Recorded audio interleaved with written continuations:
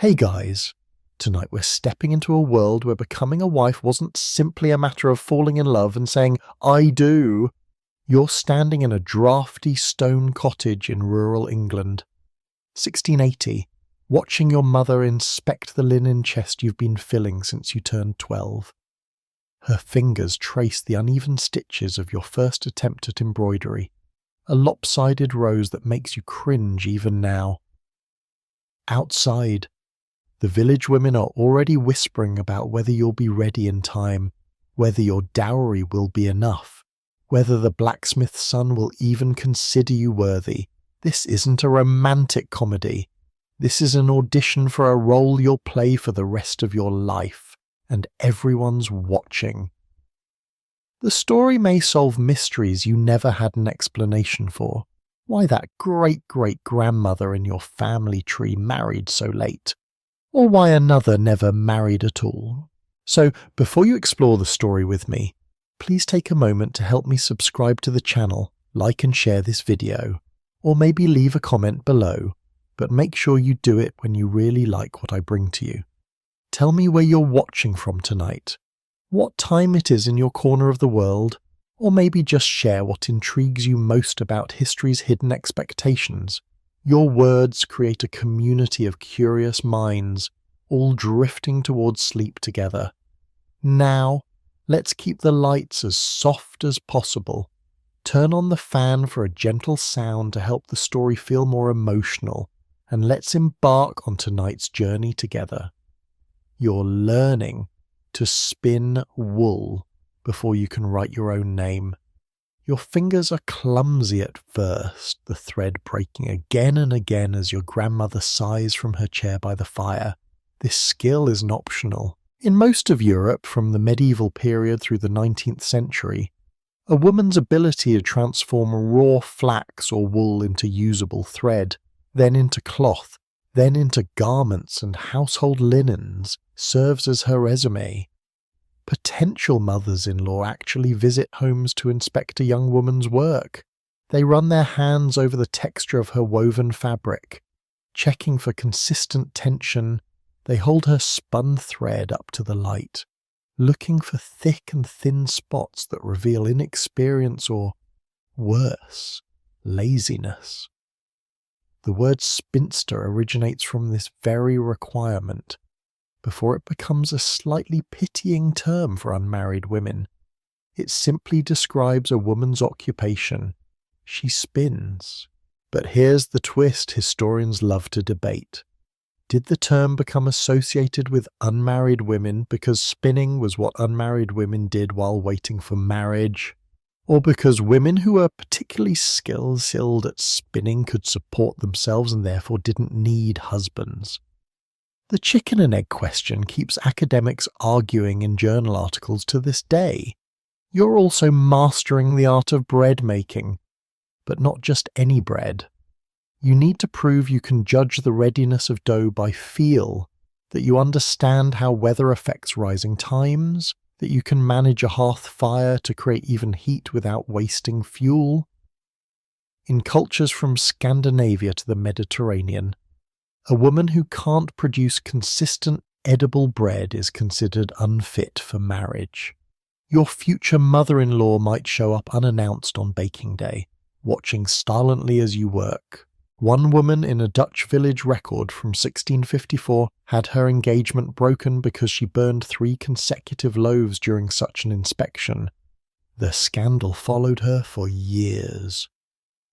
Dairy work forms another crucial test.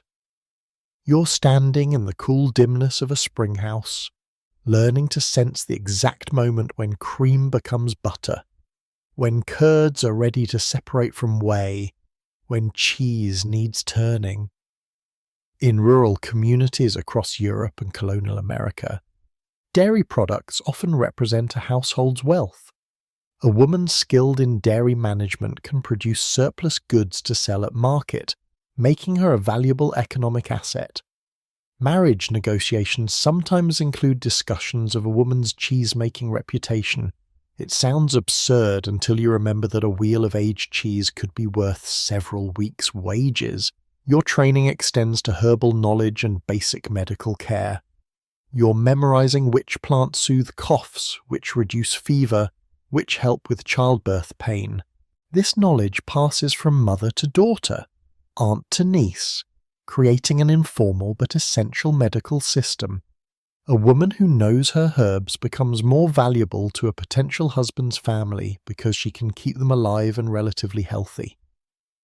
In an era before readily available doctors, and when doctors often do more harm than good, this skill literally means the difference between life and death.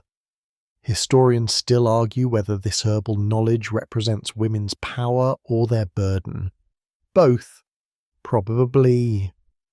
You're also learning to read people, situations, household dynamics.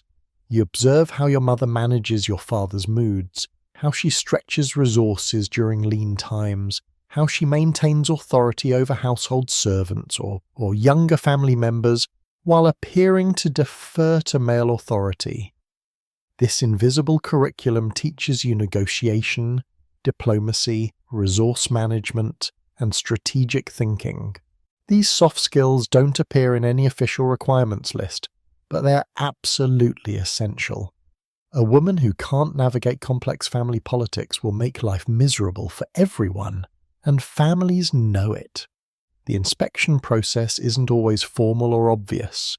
You're being evaluated constantly at church, at market, during community gatherings. Other women watch how you carry yourself.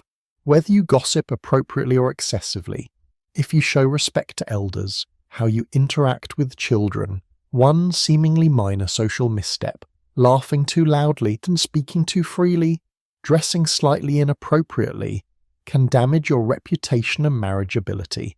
The pressure creates an exhausting performance where you're always on, always aware that invisible judges surround you. Some cultures develop specific tests or rituals. In parts of Germany, young women must demonstrate their strength and endurance by carrying heavy water buckets up hills or managing physically demanding tasks while maintaining grace and composure. In certain Italian villages, a woman's needlework undergoes formal examination by a committee of elder women who assign ratings that become public knowledge. Imagine having your skills graded and discussed openly by the entire community. The anxiety would be crushing.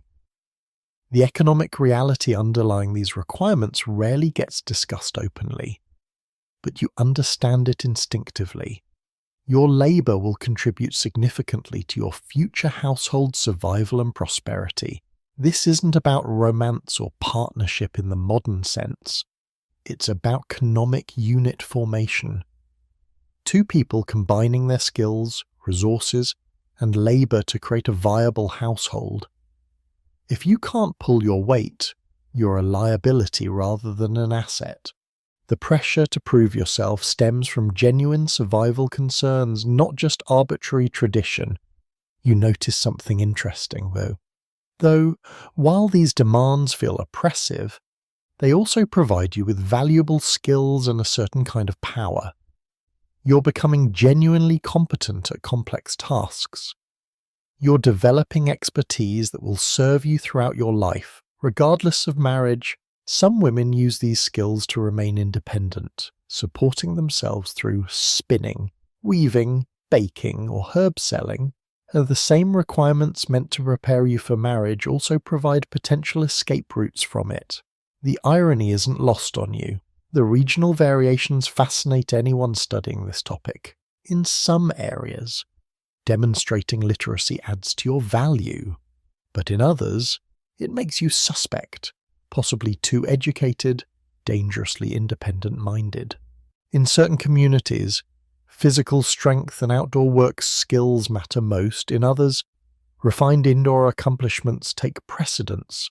There's no universal standard, which means a woman perfect for marriage in one village might be considered unsuitable just 20 miles away. The arbitrariness adds another layer of stress. You're 8 years old, sitting with your mother as she shows you the chest that will define much of your next decade. It's made of sturdy oak, still smelling faintly of sawdust. with iron hinges your father forged himself. This chest will hold your future. Every sheet, every pillowcase, every towel, every piece of cloth you create between now and your wedding day goes into this ox.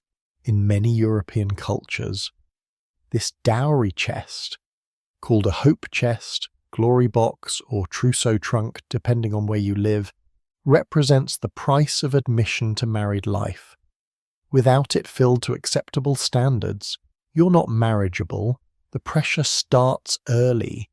The specific requirements vary wildly depending on your social class and region, but the general principle remains constant. You must arrive at marriage with a substantial collection of household goods. In German-speaking regions during the 18th century, a bride typically needs at least 12 of everything: 12 sheets, 12 pillowcases, 12 tablecloths, 12 napkins, 12 towels, 12 nightgowns. Why 12? Historians still argue whether it relates to the 12 apostles, the 12 months, or simply the number that allows for laundering rotation. Regardless, you're looking at creating and acquiring hundreds of individual items, mostly by hand. You begin with the simplest items: rough kitchen towels made from coarse linen. Your stitches are uneven, the hem's wavy, but your mother nods approval. "It's a start," she says, folding it carefully into the chest. That first towel represents hope, but it also represents mathematics. If you need 12 towels and each takes roughly 8 hours to weave and finish, you're looking at 96 hours of work just for towels. Then multiply that calculation across every category. The numbers become staggering. Some women spend literally thousands of hours preparing their dowries. The finest items require years of work. You're creating bed linens from the softest linen you can produce, embroidering them with your initials and decorative patterns. These pieces showcase your skill and artistry. In parts of Italy, the quality of a woman's embroidered bedsheets becomes neighborhood legend, discussed and compared like sports statistics. Women gather to examine each other's work, offering praise or subtle criticism that everyone decodes. How industrious you've been means the work is acceptable. What interesting color choices means they're hideous. You learn this diplomatic language early. Beyond linens, you're also expected to contribute cooking equipment, spinning wheels, furniture, sometimes livestock, and actual money or valuable goods. In Scandinavian communities, a bride might need to provide specific numbers of sheep, cows, or chickens. In Mediterranean regions, olive oil, wine, or grain stores form part of the expected dowry. You're not just preparing to run a household, you're assembling the capital required to start one. Without these resources, your husband's family views you as a financial burden rather than a partner. The wealthy, of course, approach this differently. Upper-class families negotiate dowries involving property, investments, and substantial cash sums. A merchant's daughter in 17th century Amsterdam might bring thousands of guilders, shares in trading companies, or real estate to her marriage, but she still needs the linens. Even wealthy women must demonstrate that they could manage a household if necessary, that they understand the value of domestic labor, even if they will eventually supervise servants rather than doing the work themselves. The chest gets filled regardless of your bank account. For poor women, the challenge becomes nearly insurmountable. You're working as a servant, a field hand, a piece worker, trying to save money while also creating the required goods. You're spinning thread by candlelight after 14-hour workdays. You're bartering your labor, offering to help with someone's harvest in exchange for wool or flax. You can transform into dowry items. The process can take 20 years or more. Parish records from rural England show women marrying in their late 30s or early 40s, finally having accumulated enough to meet minimum requirements. Some never manage it and remain unmarried, not by choice but by economic impossibility. Communities sometimes help. In certain German villages, young women form societies where they work collectively on each member's dowry in turn. This month everyone focuses on Anna's linens. Next month they tackle Greta's.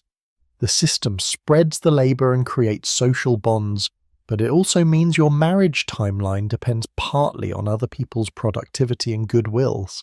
If the group hits a slow period, your wedding gets delayed. The interdependence creates both support and frustration. The Catholic Church in some regions maintains dowry funds, charitable endowments that provide small grants to poor girls so they can marry rather than facing destitution or prostitution. These funds operate with strict requirements. You must prove good character, attend religious instruction, and often the money comes with strings attached about whom you can marry and where you'll live. It's charity, but it's also social control. Still, for truly impoverished women, these funds represent the only path to marriage. Some women compete fiercely for them, lobbying parish priests and local nobles for consideration. Jewish communities develop their own dowry systems, often more formalized and legally binding.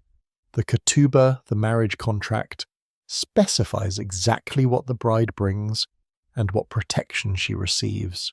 These contracts sometimes guarantee that if the marriage ends, the woman retains her dowry goods or their value. This protection matters enormously in an era when women have few legal rights.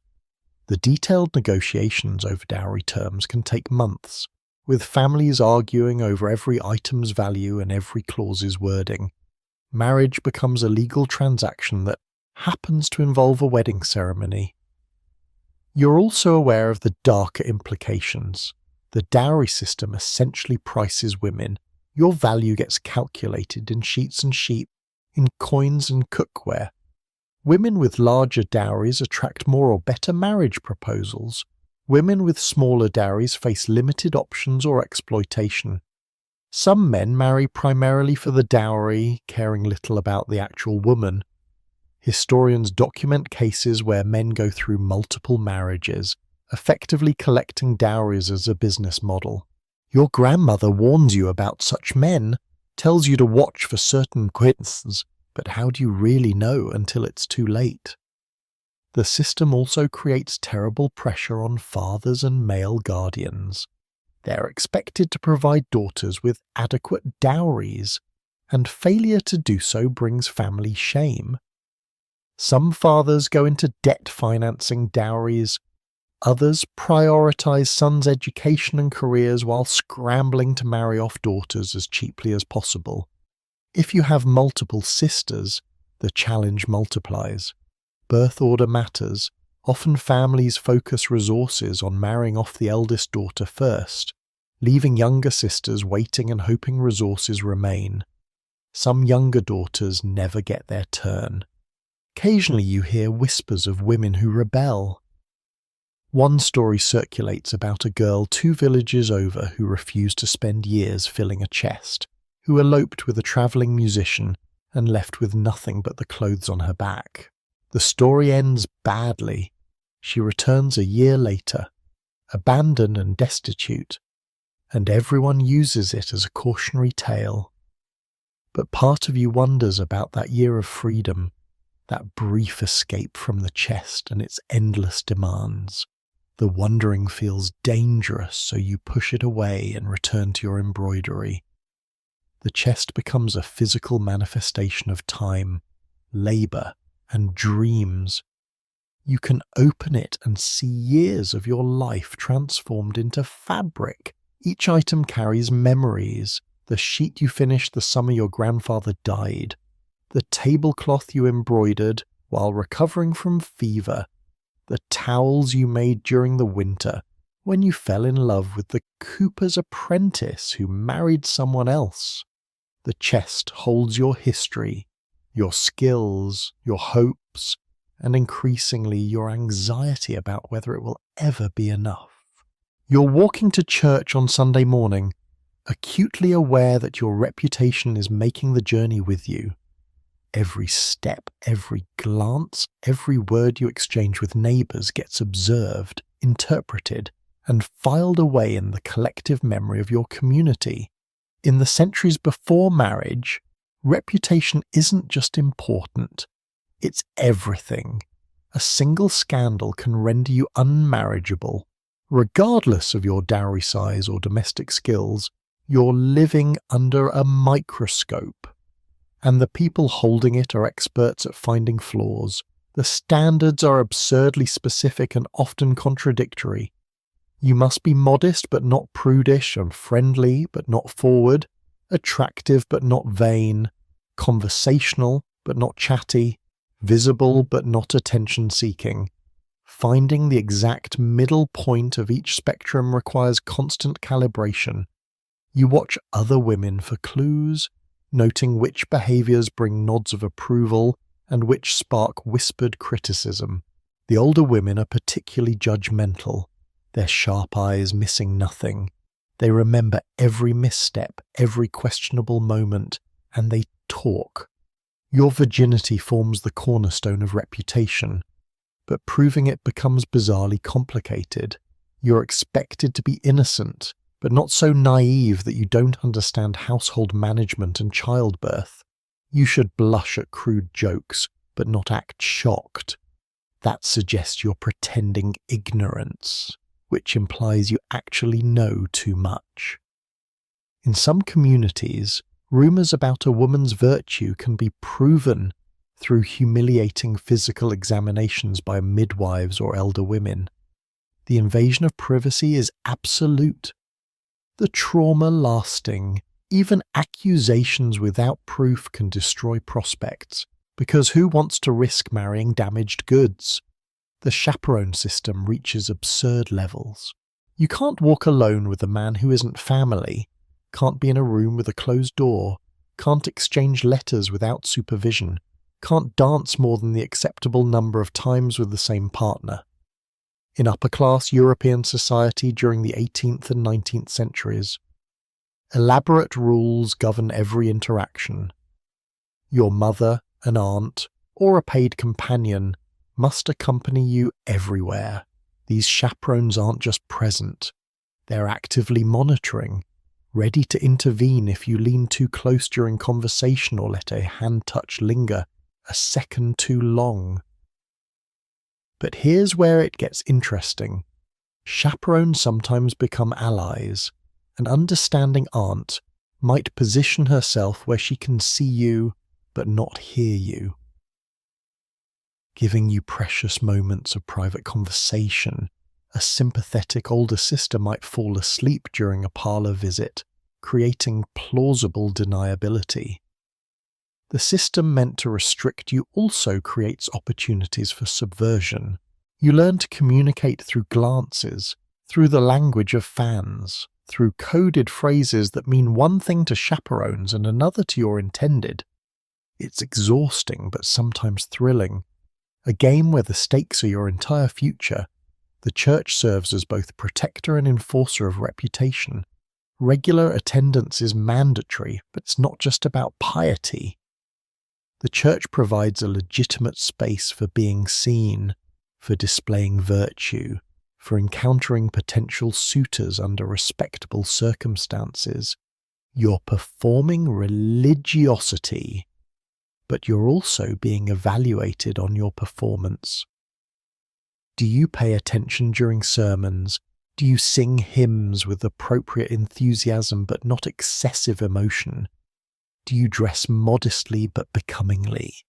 Women who skip church or seem insufficiently devout face immediate suspicion. What are they hiding? What are they doing instead? Confession creates its own complications. In Catholic communities, you're expected to confess sins regularly, but what you confess becomes known to the priest, and priests talk to families, sometimes directly influencing marriage negotiations. You're caught between spiritual honesty and strategic reputation management. Do you confess impure thoughts about the miller's son, Do you admit envy of your sister's prettier dress? How much honesty is too much? Some women develop relationships with specific priests known for discretion. Others learn to confess strategically, admitting minor failings that demonstrate humility without revealing anything actually damaging. Gossip networks operate with frightening efficiency. In a world without mass media, information spreads through conversations over garden walls, at market stalls, during communal laundry days. Women talk, and talk means power. You hear stories about girls in neighbouring villages whose reputations crumbled because someone saw them arguing with their mothers, or laughing too freely at a harvest festival, or accepting a ribbon from an inappropriate suitor. The stories serve as warnings, but also as entertainment. Everyone loves a scandal when it's not happening to them. You pray it never happens to you. The double standard burns with particular intensity. Young men can be wild, can sow their oats, can make mistakes that become amusing stories. You get no such latitude. A man's youthful indiscretions make him experienced, worldly, interesting. Your single misstep makes you ruined, unmarriageable. A cautionary tale.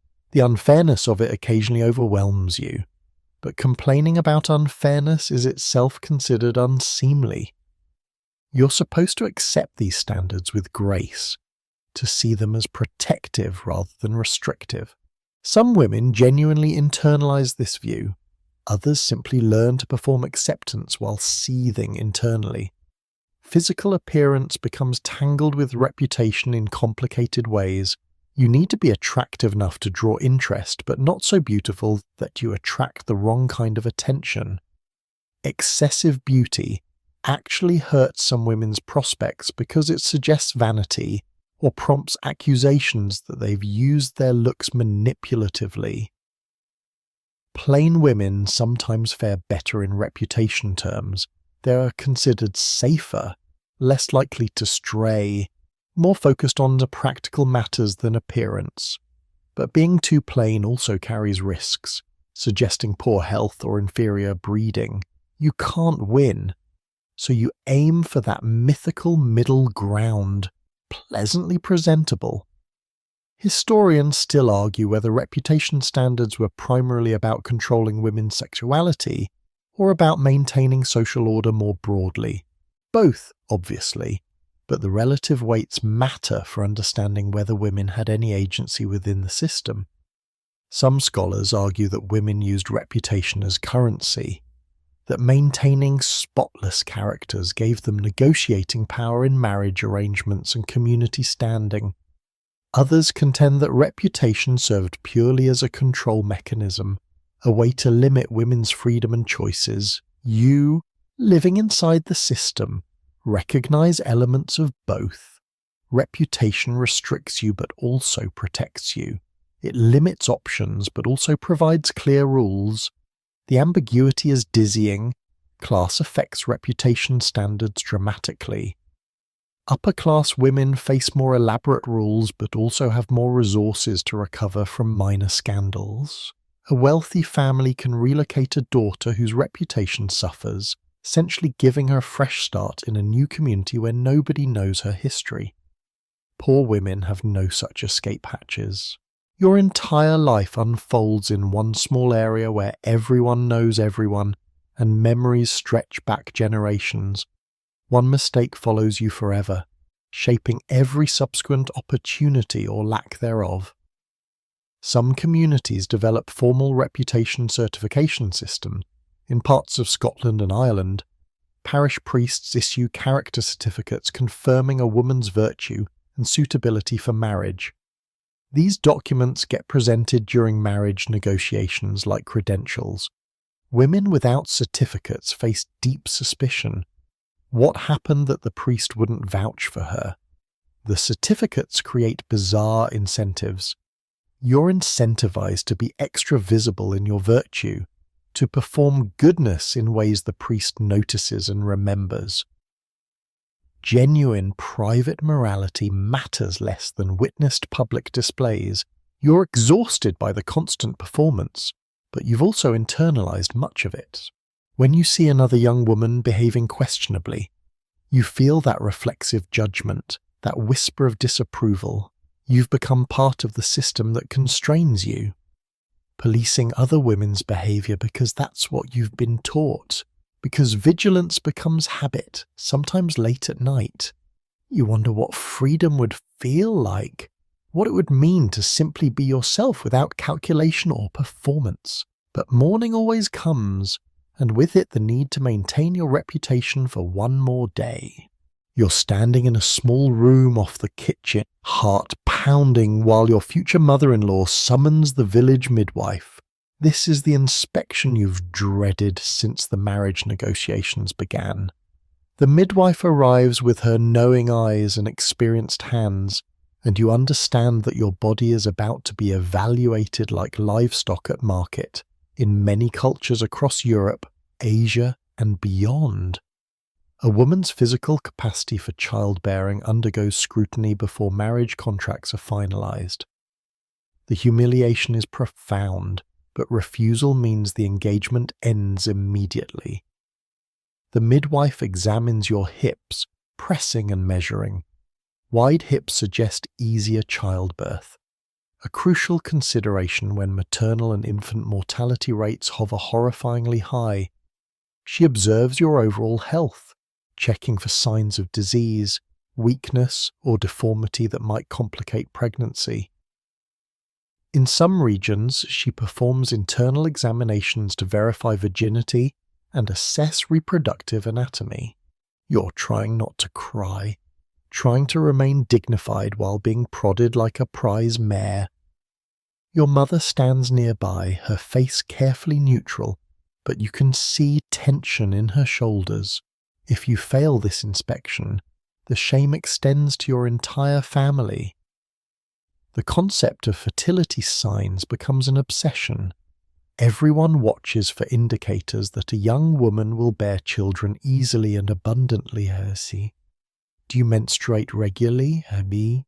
Are your cycles predictable? These intimate details somehow become semi-public knowledge, discussed by marriage brokers, mothers-in-law, and community matriarchs. Some cultures believe that particular physical features predict fertility: thick hair, rosy complexion, full breasts, strong teeth. You're assessed on characteristics that may or may not have any actual connection to reproductive capacity, but superstition and folk wisdom carry enormous weight in marriage decisions.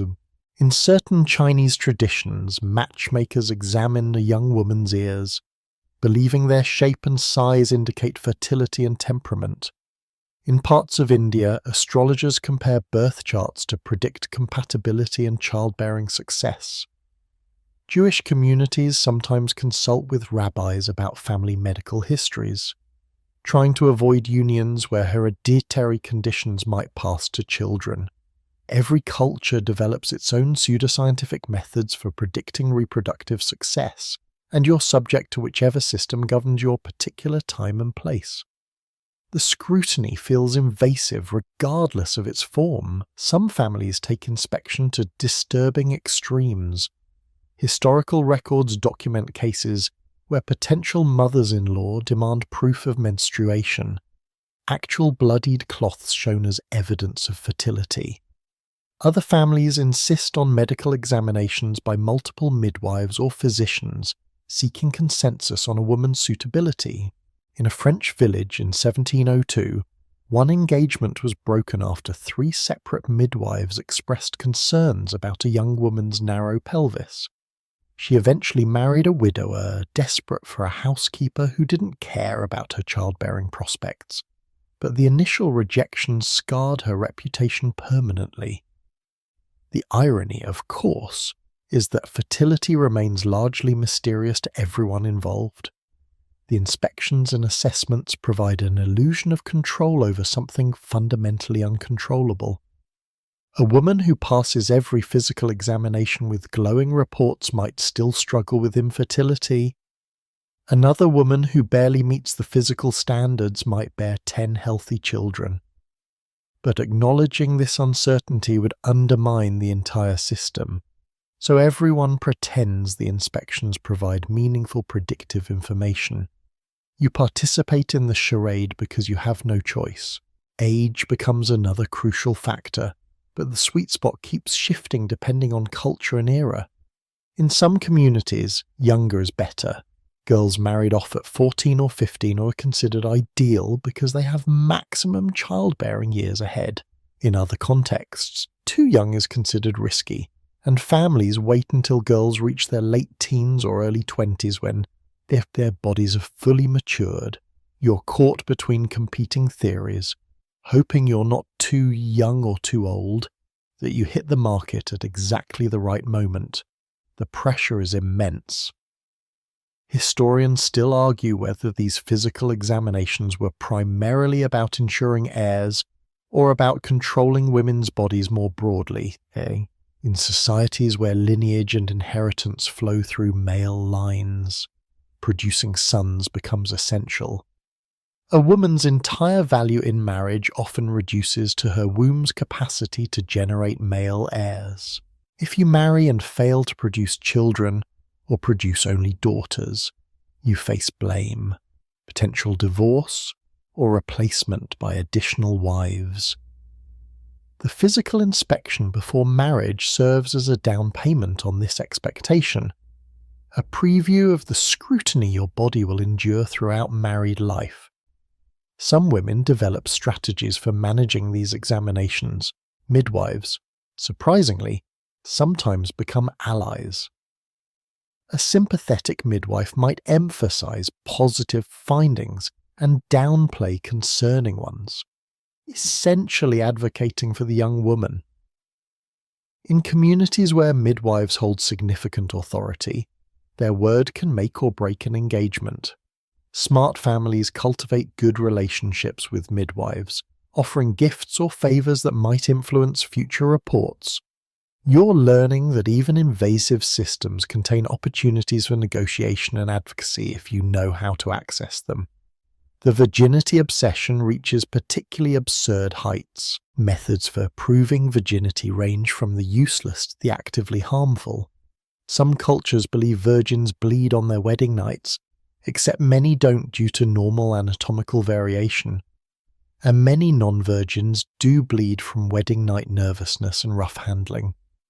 The unreliability of this test doesn't stop communities from using it.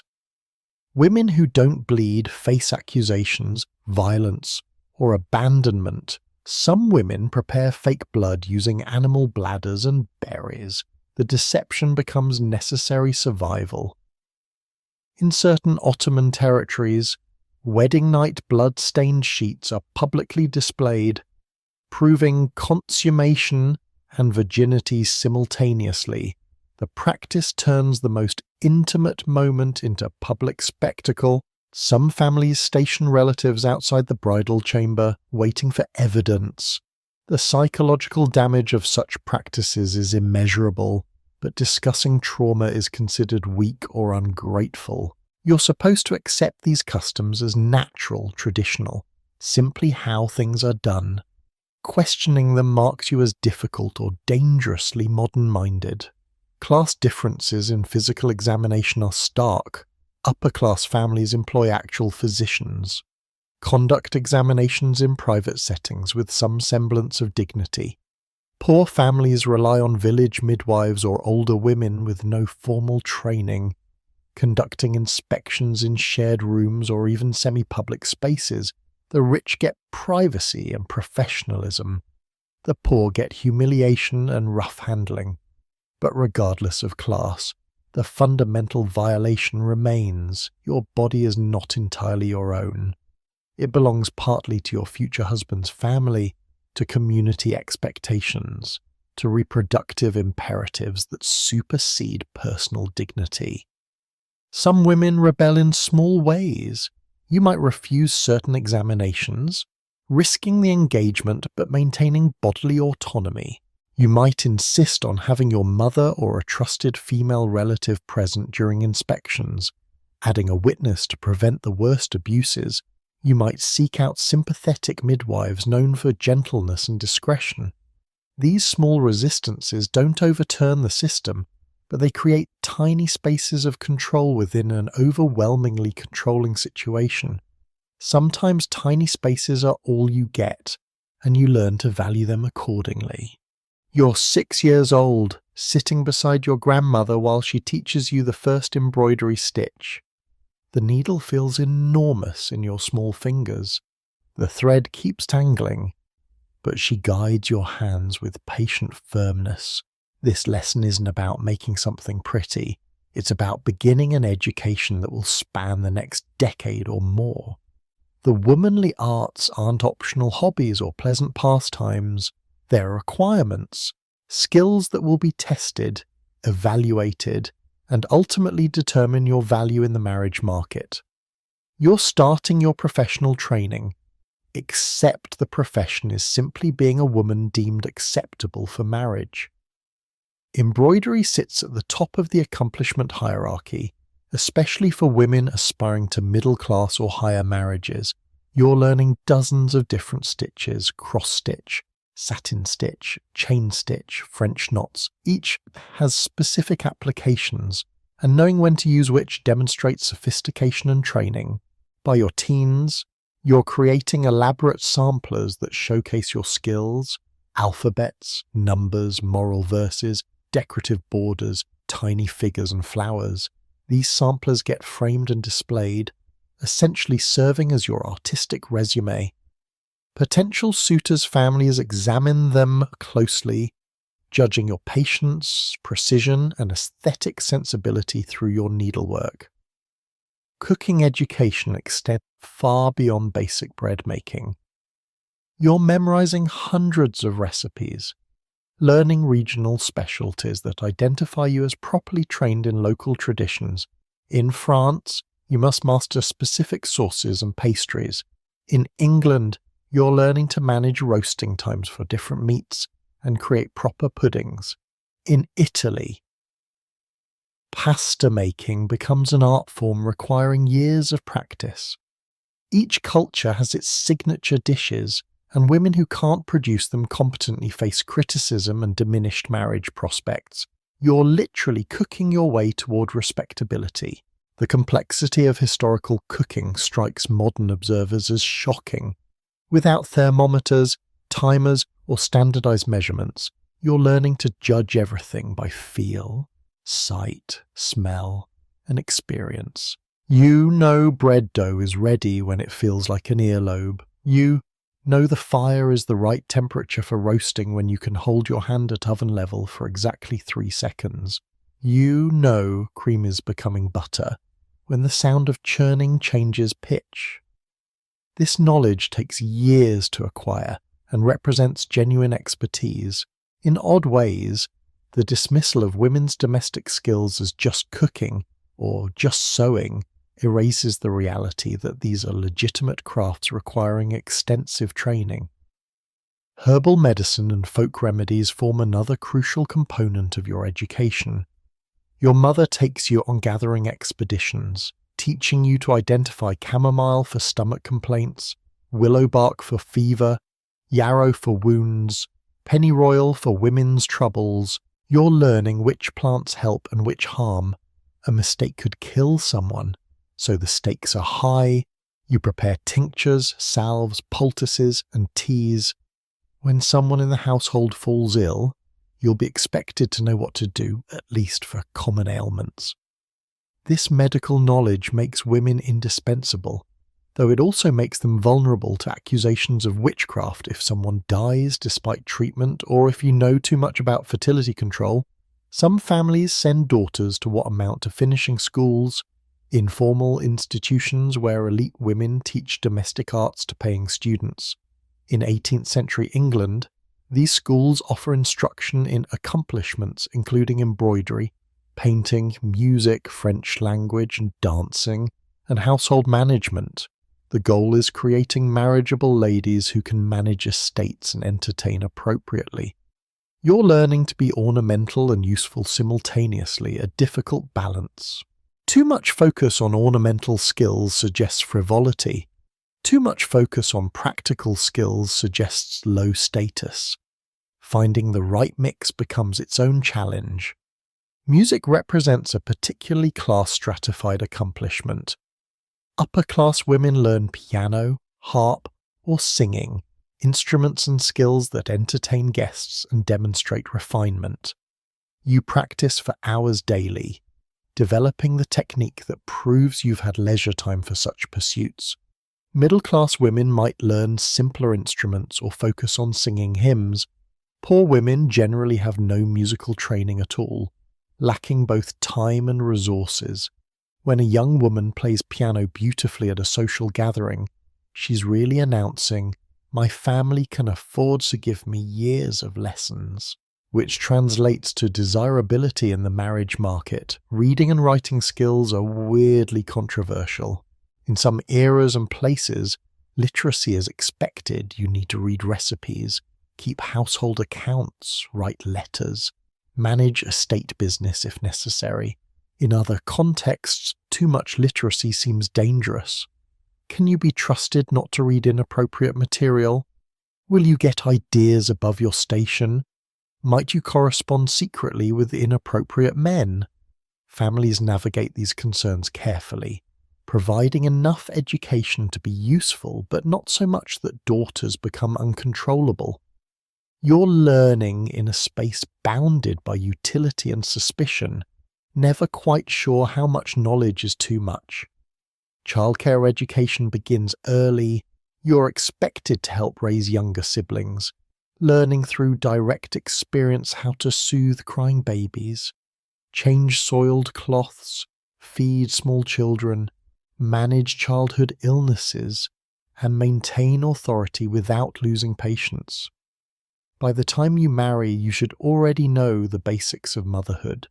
This apprenticeship system works reasonably well for teaching practical skills, but it also means your entire childhood involves labour. You're rarely just a child. You're always a child in training, a future mother practicing on available small humans. Dancing lessons serve multiple purposes.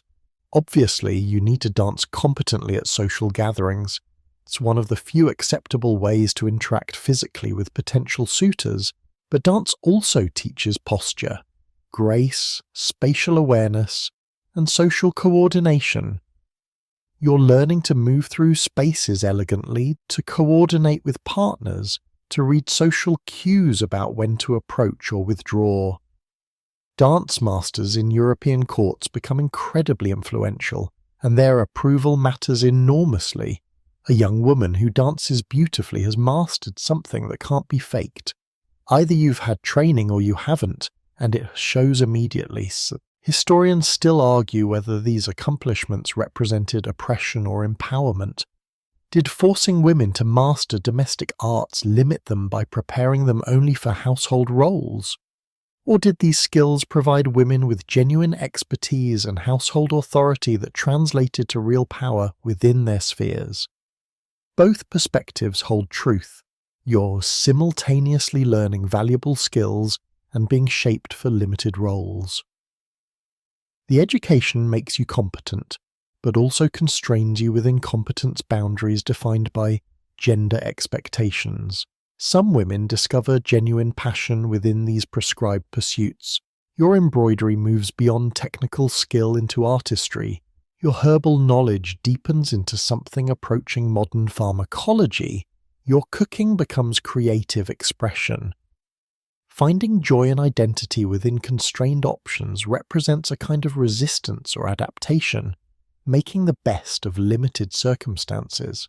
Other women perform these skills competently but joylessly, seeing them as obligations rather than opportunities. Both responses are valid, both are exhausting. The examination never ends. Even after marriage, your skills continue being evaluated by your husband, his family, servants, neighbours, everyone who encounters your household's products, the embroidered linens, the meals, the preserved foods, the remedies you prepare, all advertise your competence or incompetence. You're perpetually performing, perpetually being graded. The pressure to maintain standards never fully lifts. Marriage isn't the finish line, it's just a transition to a different stage of the same endless test. You're 17 years old, and your younger sister just turned 14. She's pretty, charming, skilled at embroidery, and desperately in love with the merchant's son who visits your village every spring. He seems equally smitten with her. There's just one problem. You're unmarried. According to the social rules governing your community, your sister cannot marry before you do. She must wait.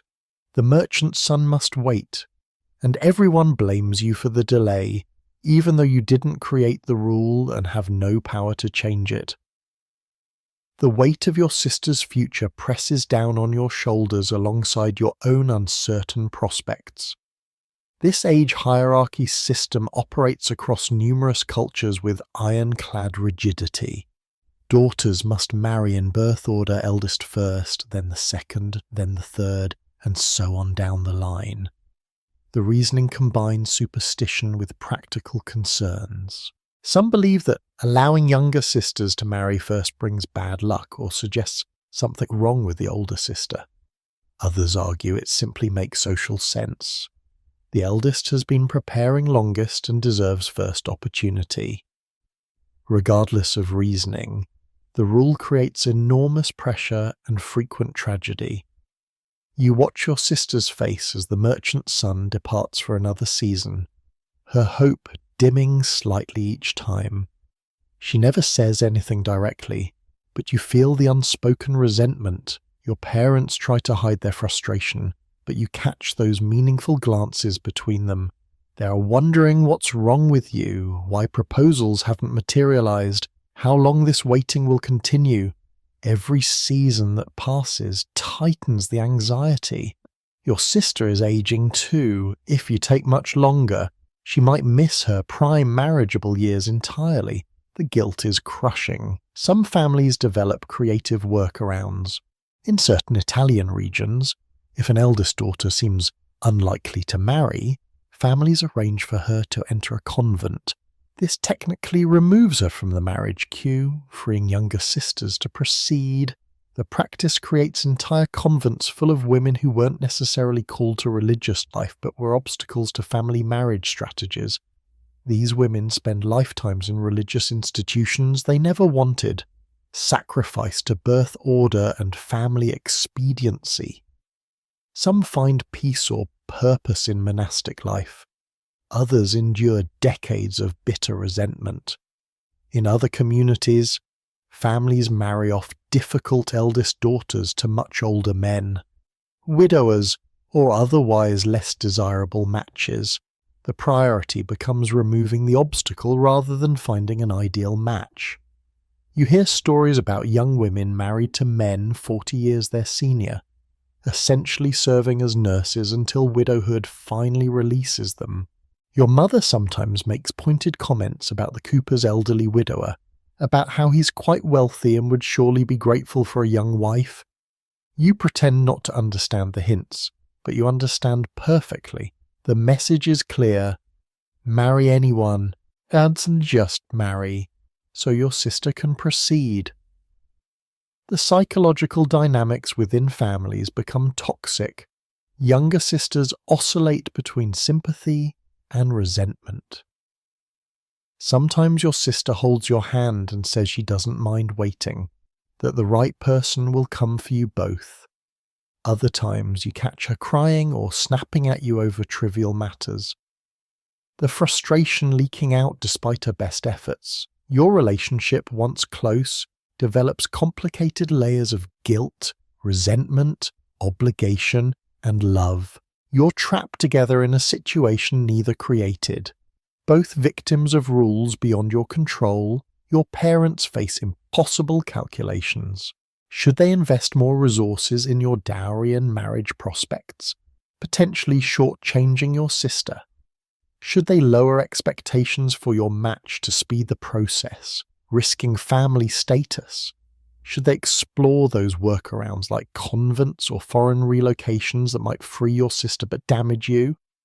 They are making cost-benefit analyses about their daughters' lives, trying to optimize outcome in situations with no good solutions. You sometimes overhear their arguments late at night.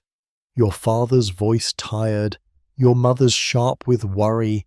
You're the problem they're trying to solve. Occasionally, younger sisters do marry first when families bend or break the rules. This happens most often in communities experiencing demographic changes. Perhaps war has killed many young men, creating surplus unmarried women and scarce marriage opportunities. When chances arise, families sometimes let younger daughters seize them. Rules be damned, but such violations carry costs. The older daughter's reputation suffers. Neighbours whisper about what must be wrong with her, that her own family couldn't wait. The social stigma intensifies, often making her even harder to marry off later. In a fascinating historical detail, and some regions develop financial penalties for breaking birth order. Families who allow younger daughters to marry first must pay fines to local authorities or churches. The practice suggests these violations were common enough to require formal discouragement. It also reveals that wealth provides flexibility. Rich families can simply pay the fine and proceed with advantageous matches regardless of birth order. Poor families, as always, have no such escape hatches. You're bound by rules that wealthy families can afford to ignore. Historians still argue about why this practice persisted so stubbornly across diverse cultures. Some suggest it relates to property management. Marrying daughters in order prevents disputes about who gets what resources when. Others point to concerns about social disruption. If younger daughters could jump the queue, families might neglect or mistreat older ones. Still others argue it's simply about maintaining predictability and control in societies anxious about change. Whatever the original reasons, the system perpetuates itself through sheer weight of tradition. It's always been done this way, so it continues. The waiting becomes a peculiar kind of limbo. You're simultaneously hoping you'll marry soon to free your sister and dreading marriage because you haven't found anyone you actually want to marry. You're performing enthusiasm about prospects while feeling increasingly desperate and trapped. Every potential suitor gets evaluated partly on his own merits and partly on how quickly an engagement might proceed. Sometimes you consider accepting inadequate proposals just to clear the path for your sister. Your mother senses this and warns against it. A bad marriage helps nobody.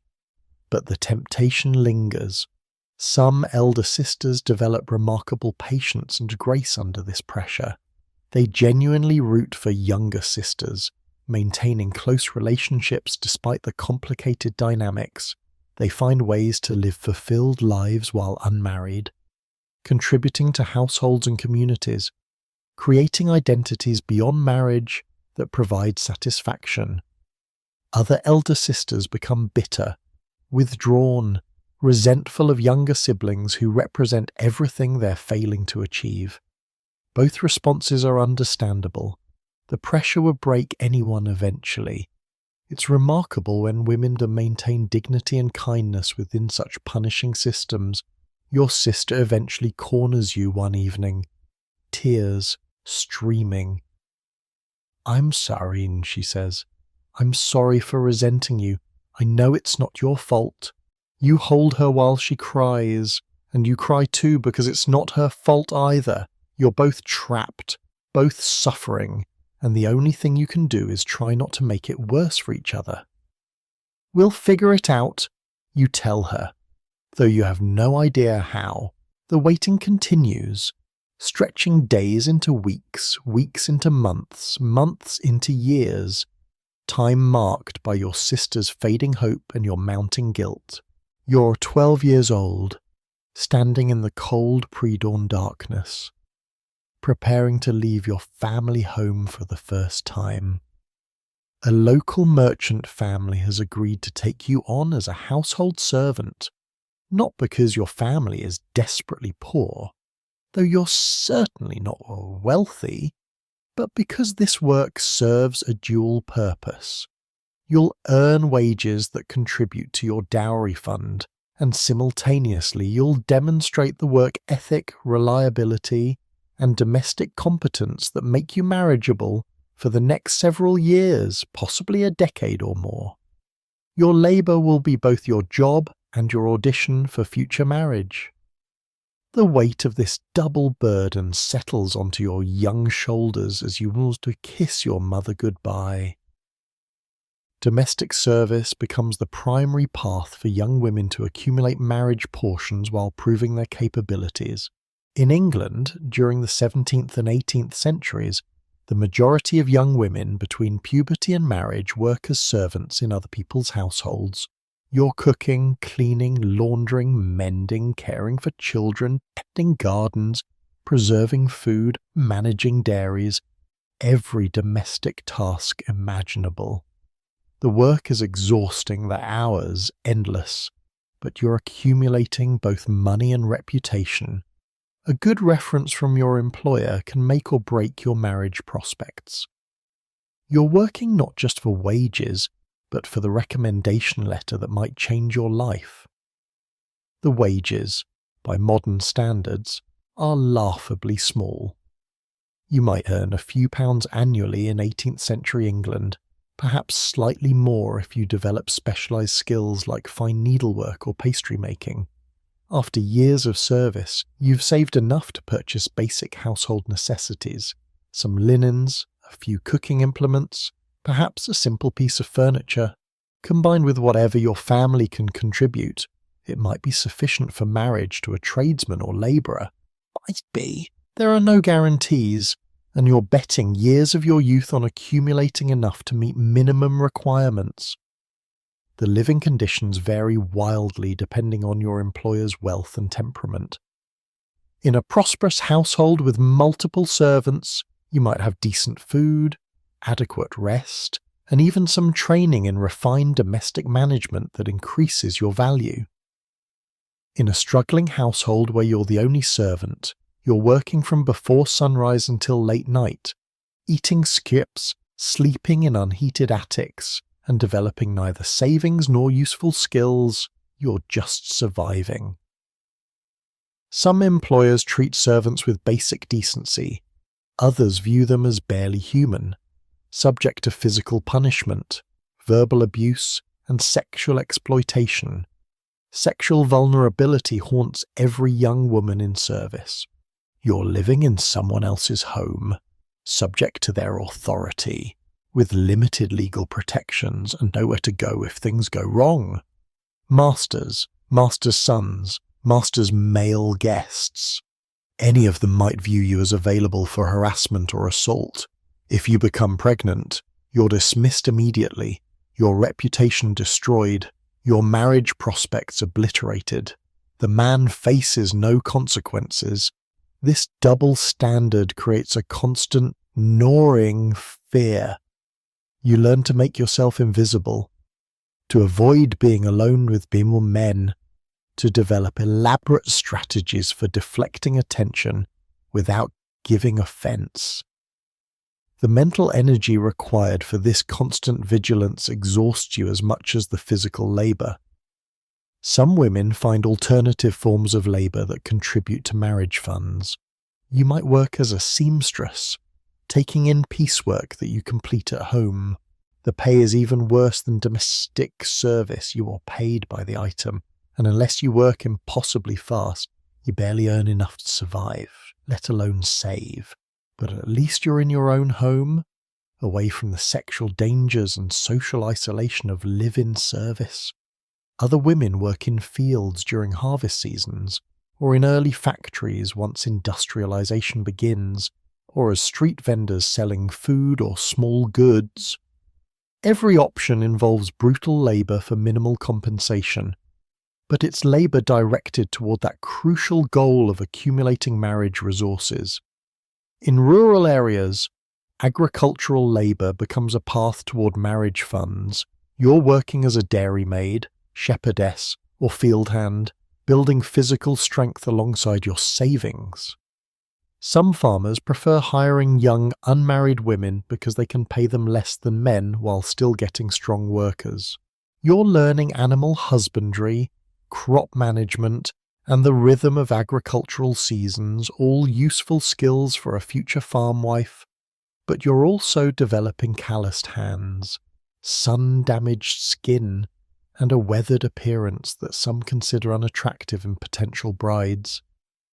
The work that funds your marriage might simultaneously make you less desirable in the marriage market.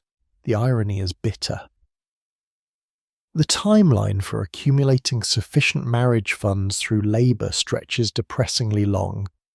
If you start working at age 12 or 13 and can save perhaps £2 to £3 annually, a generous estimate, you might have £30 to £40 by your mid-20s. Depending on your community's expectations and your potential husband's circumstances, this might be adequate or woefully insufficient. Some women work into their 30s before accumulating enough. By then, they're considered old for first marriages, and their options narrow to widowers or men with significant defects or disadvantages. You've spent your youth working toward marriage, only to find that the work itself has aged you past prime marriageability. Communities develop informal systems for evaluating women's work reputations. Employers talk to each other, sharing assessments of former servants. If you're known as hardworking, honest, and skilled, opportunities open up. If you've been dismissed from positions or if employers express reservations, finding new work becomes difficult, and your reputation suffers accordingly. The system resembles modern professional references, except that the stakes are infinitely higher. A bad employment reference doesn't just affect your job prospects, it damages your marriage prospects, your social standing, your entire future. One false accusation or personality conflict with an employer can derail your life. Some young women enter service arrangements that blur the line between employment and family fostering. You might live with relatives or family friends, working for reduced wages or just room and board, but gaining valuable connections and social capital. These positions often feel more secure and lead to better marriage matches because the family takes personal interest in your welfare and actively seeks good matches for you, but these arrangements also involve complicated obligations and dependencies. You owe loyalty and service to people who aren't quite family, but aren't quite employers either. Navigating these relationships requires diplomatic skills that have nothing to do with housework. Historians still argue whether this pattern of premarital service empowered women or exploited them. On one hand, it allowed women to earn independent income, develop skills, and exercise some choice about when and whom to marry. Women who accumulated their own marriage funds gained negotiating power in marriage arrangements. On the other hand, they were working brutal hours for minimal pay, often in vulnerable situations, delaying marriage until their youth was spent. Both things are true simultaneously. The system provided pathways while extracting enormous costs for travelling those paths. You notice that men face different expectations entirely. Young men might do apprenticeships or wage labour too, but they're learning trades that become careers. Their pre-marriage work builds toward long-term prospects, not just toward accumulating a one-time marriage payment. They're developing earning potential that continues after marriage. You're working to afford the opportunity to stop working for wages and start working without wages in your own household. The asymmetry becomes obvious once you notice it, though commenting on it would be considered inappropriately bitter or unfeminine. Some women develop genuine pride in their labour skills. You become known as the best laundress in 3 villages, or as a cook whose pastries are unmatched, or as a nursemaid whom children adore. This reputation has value beyond marriage prospects. It provides identity, self-worth, and community respect. Women who never marry sometimes support themselves comfortably through these skilled labor reputations. The work that was supposed to be temporary becomes permanent, and surprisingly, it's not always the tragedy everyone predicted. Some women find more freedom and satisfaction in self-sufficient labor than they would have found in the marriages they were working toward. But most women do eventually marry, and when they leave service, the transition is bittersweet. You're leaving behind years of your life, friendships with other servants, familiar routines, and in some cases genuinely caring employers. You're taking your accumulated savings, your reference letters, your work-hardened hands, and your carefully constructed reputation into a new phase of life. The work wasn't what you would have chosen if given unlimited options, but it was yours, your effort, your accomplishment, your contribution to your own future. That matters, even when the system that made such work necessary was unjust. You're carrying forward both pride and exhaustion, hope and wariness, as you approach the marriage you've worked years to afford. You're kneeling in the confessional booth, the wooden screen separating you from the priest's shadowy profile. Your knees ache against the hard floor, and you're mentally rehearsing what you'll say, how you'll present yourself as appropriately pious without revealing anything that might later be used against you in marriage negotiations. This weekly ritual isn't just about spiritual guidance. It's about demonstrating the religious devotion expected of marriageable women. In societies where church and community intertwine inseparably, your faith gets measured, quantified, and evaluated just like your embroidery skills or dowry size. Religion becomes another performance, another test you cannot afford to fail. Church attendance is mandatory and meticulously monitored. In many European communities, parish officials literally take attendance, noting who appears at Sunday services and who doesn't. Repeated absences without legitimate excuse result in fines, public shaming, or worse. For young unmarried women, missing church raises immediate suspicions. What are you doing instead? Whom are you meeting? What are you hiding? Perfect attendance becomes expected, but it's not sufficient. You must also demonstrate appropriate engagement. Are you paying attention during sermons? Do you know your catechism? Can you recite prayers correctly? The scrutiny extends beyond mere presence to the quality of your participation. Confirmation and First Communion represent crucial milestones in your religious education and marriageability timeline. In Catholic communities, you spend months or years preparing for confirmation, memorizing prayers, learning doctrine, and demonstrating understanding of church teachings. The confirmation ceremony itself becomes a public display of your readiness for adult responsibilities, including marriage. Without confirmation, you're considered spiritually incomplete, unsuitable for marriage in the eyes of both church and community. The pressure to perform well during examination by priests and bishops feels enormous. One wrong answer could delay confirmation and, by extension, delay marriage and prospects. Protestant communities develop their own religious requirements.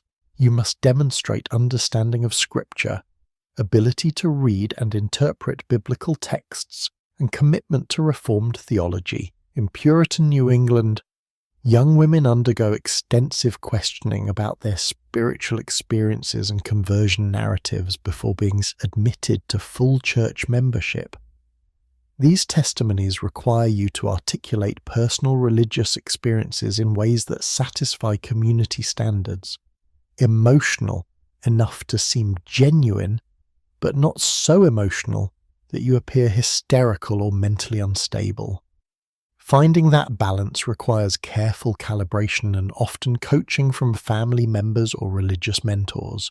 The sexual morality dimensions of religious evaluation weigh particularly heavily on young women. You're expected to embody purity, modesty, and restraint in ways that men are not.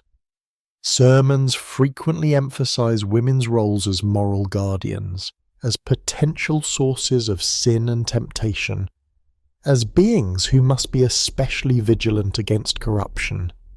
You internalize these messages, learning to police your own thoughts, behaviors, and even your body's natural responses.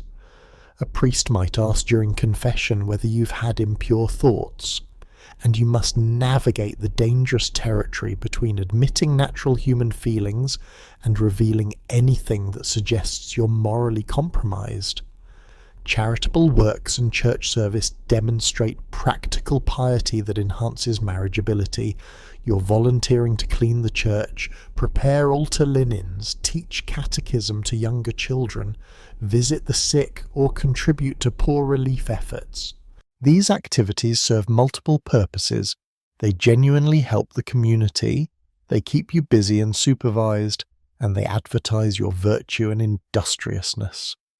A young woman known for tireless church service becomes more attractive to potential husbands seeking pious wives, but the labour is real and demanding, added onto your already exhausting schedule of domestic work, dowry preparation, and reputation maintenance. Some communities require formal religious testing before marriage. Parish priests must certify that both parties understand church teachings, have been properly instructed in marital duties and responsibilities, and show no signs of heresy or dangerous beliefs. You sit through interviews where priests question your understanding of sacraments, your commitment to raising children in the faith, your willingness to submit to church authority. One woman in a Spanish village in 1685 had her marriage delayed 6 months because the priest felt her understanding of transubstantiation was insufficiently orthodox. She spent those months in additional religious instruction, essentially cramming theology like a student preparing for exams. The confessional creates particular anxieties around courtship and sexuality. As you begin interacting with potential suitors, you're navigating questions about what constitutes sin in romantic contexts. Is it sinful to enjoy a man's attention, to feel physical attraction, to daydream about marriage and what comes after? Different priests give different guidance, leaving you confused and anxious. Some priests are understanding and gentle, recognizing the naturalness of these feelings. Others are harsh and judgmental, making you feel ashamed of normal human emotions. Your spiritual life becomes entangled with your romantic prospects in ways that are psychologically complex and often painful. Religious differences complicate marriage prospects enormously. In confessionally divided Europe after the Reformation, marrying across Protestant Catholic lines creates massive problems. Your family might refuse to consider otherwise suitable matches if the man belongs to the wrong confession. Communities sometimes ostracize or punish couples who marry across religious boundaries. You hear stories about young women who converted to marry, then face suspicion and hostility in their new religious communities, never fully trusted or accepted. The stories serve as warnings about the costs of prioritizing love over religious conformity. Jewish communities maintain their own complex religious requirements for marriage. You're learning laws governing family purity, dietary restrictions, Sabbath observance, and countless other regulations that govern daily life. Your knowledge of these laws and your commitment to observing them factor into marriage negotiations. Matchmakers evaluate your religious education alongside your dowry and domestic skills. In some communities, young women study with learned female relatives or teachers, developing genuine expertise in Jewish law that provides intellectual satisfaction alongside marriageability preparation. Historians still argue whether religious requirements primarily served spiritual purposes or functioned as additional control mechanisms over women. Did churches genuinely care about women's souls and moral development, Or were religious requirements really about enforcing conformity and maintaining patriarchal authority? The answer varies by time, place, denomination, and individual clergy. Some priests and religious leaders genuinely believed they were helping women develop spiritually and preparing them for meaningful lives. Others clearly used religious authority to control and limit women's choices. You're experiencing both dimensions simultaneously, occasional genuine spiritual growth alongside constant surveillance and judgment. The performance of piety becomes second nature but also exhausting. You're always on, always demonstrating appropriate religious devotion, always careful about what you say and how you say it. You learn to speak in religiously coded language, to frame personal desires in terms of God's will, to present yourself as humble and submissive while actually advocating for your preferences. It's a sophisticated form of communication that allows you to navigate restrictive systems while maintaining some agency, but it's also fundamentally dishonest. You're constantly performing a self that may or may not match your internal experience. Some women find genuine comfort and meaning in religious practice. You develop authentic faith that sustains you through difficult times, provides community, and offers frameworks for understanding suffering and joy. Prayer becomes a real conversation with the divine rather than mere performance. Church becomes genuine sanctuary rather than just another site of evaluation. For these women, religious requirements don't feel oppressive because they align with sincere beliefs and practices, but even these women must still perform their piety publicly in ways that meet community standards, so the authentic and performative dimensions remain entangled. Others experience religious requirements as purely oppressive burdens, additional obligations heaped onto already overwhelming lists of demands. You go through the motions without genuine belief or investment, checking boxes and avoiding trouble but finding no spiritual sustenance. You might secretly doubt church teachings or resent religious authority, but can never express these doubts without risking everything. The hypocrisy required for survival creates internal conflict and sometimes lasting psychological damage. You're living split between your public religious performance and your private skepticism or indifference, and the gap between them grows wider each year.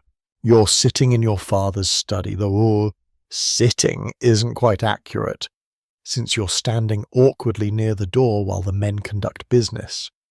Your father, your future father-in-law, a lawyer, and your intended husband are gathered around a table covered with documents.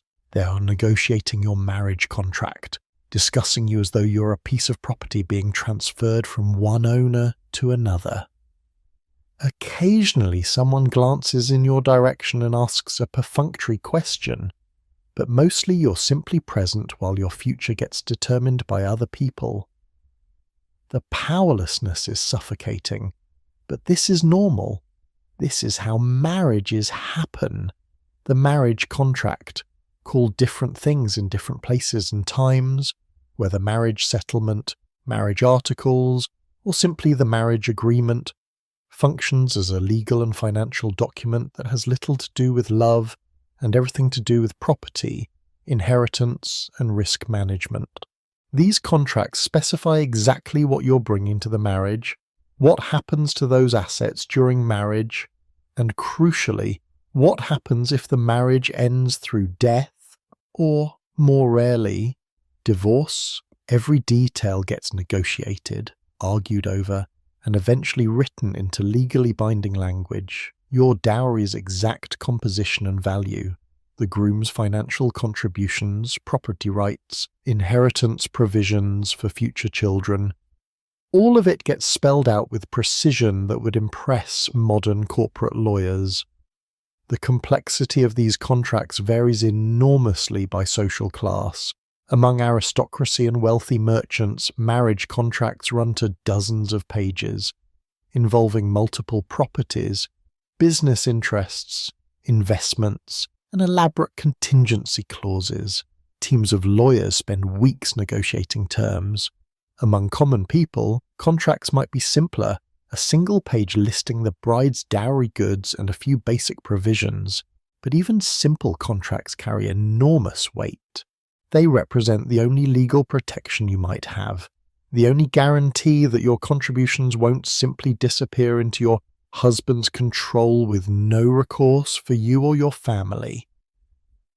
Your participation in these negotiations ranges from minimal to non-existent, depending on your culture, class, and the personalities involved.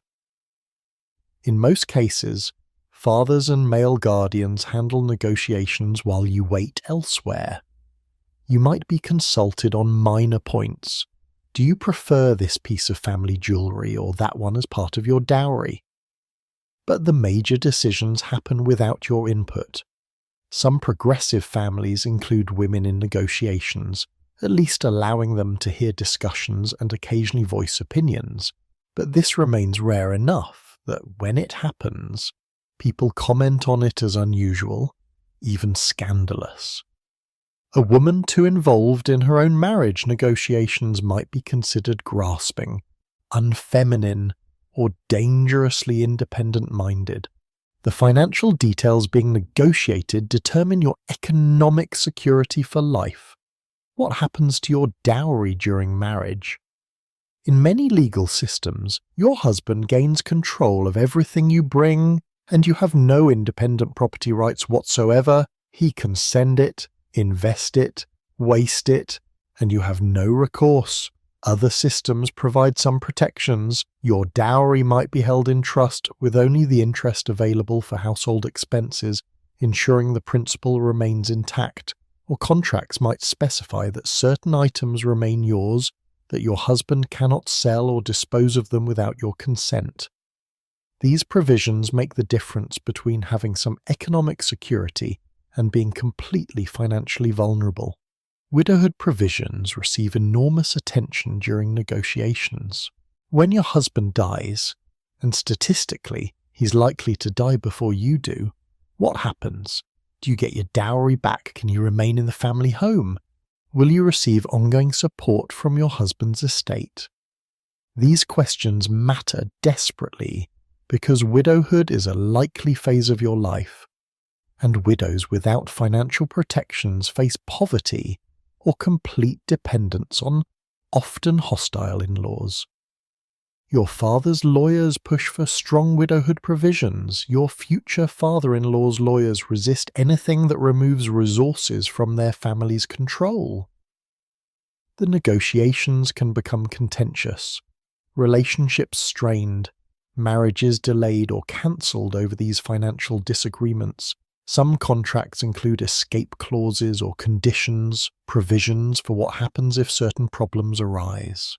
If the groom conceals debts, or if he proves impotent, or if specific promises aren't kept, what recourse exists? In Jewish marriage contracts, the ketubah often includes detailed provisions for divorce, specifying exactly what the wife receives if the marriage ends. These protections acknowledge that marriages sometimes fail and attempt to provide women with some security, even in worst-case scenarios. Of course, invoking these clauses often proves difficult. Proving a husband's failures, pursuing legal remedies, overcoming social pressures to simply endure problems rather than seeking divorce. But having the provisions pre-written into the contracts provides at least theoretical protection. Property inheritance for future children also gets negotiated thoroughly. Will children inherit equally, or do sons get preference? What happens if there are only daughters? Can your family properties pass to your children, or do they revert to your male relatives?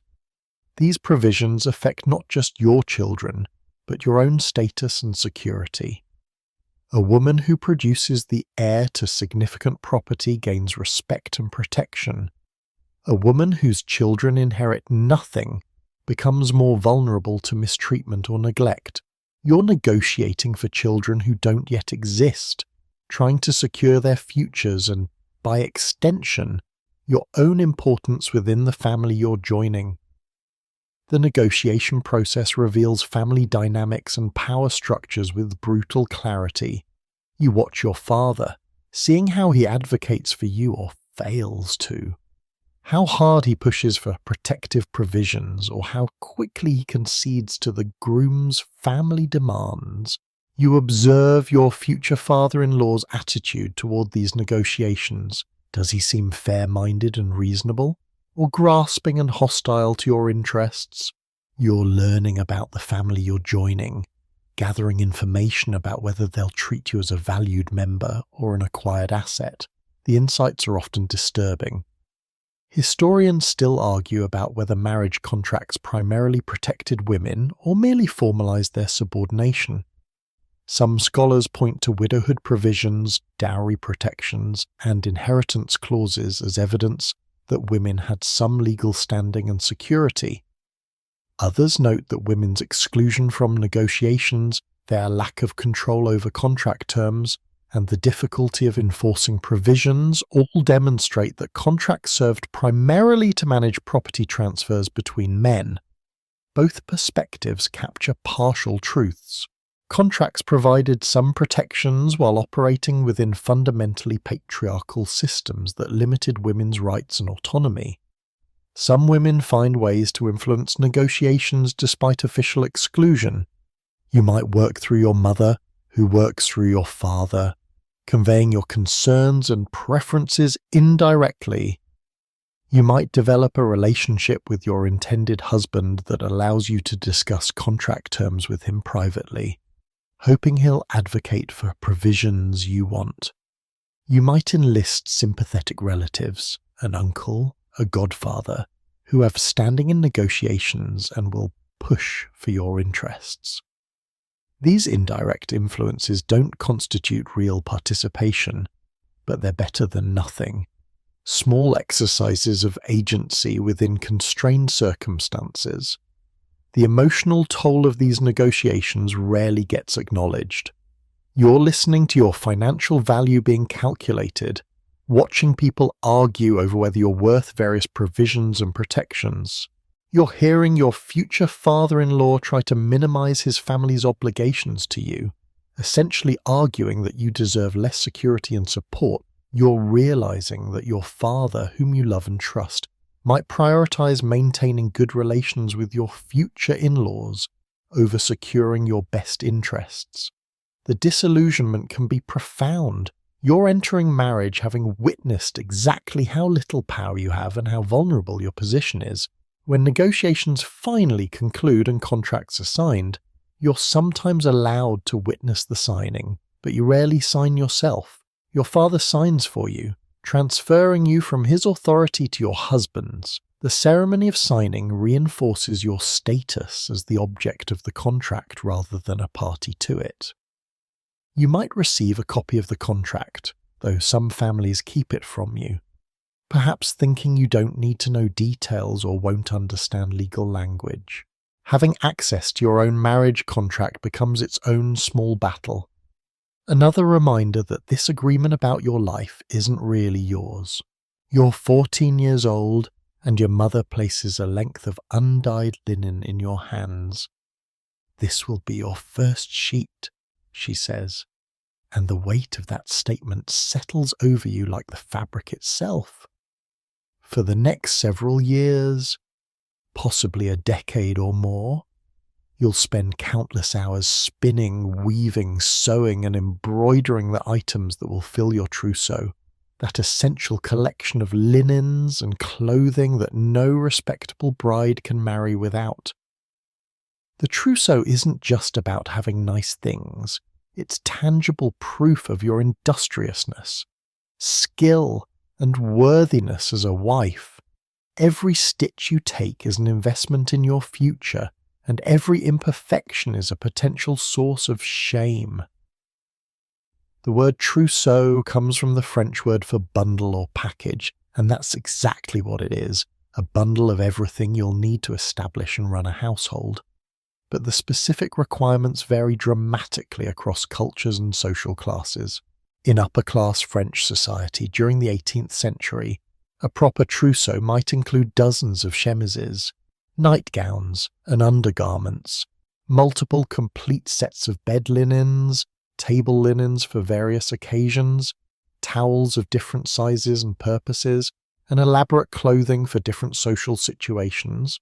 The wealthy hire seamstresses to help, but even with assistance, assembling a complete trousseau takes years and costs a small fortune. For middle-class women, the trousseau represents years of personal labour.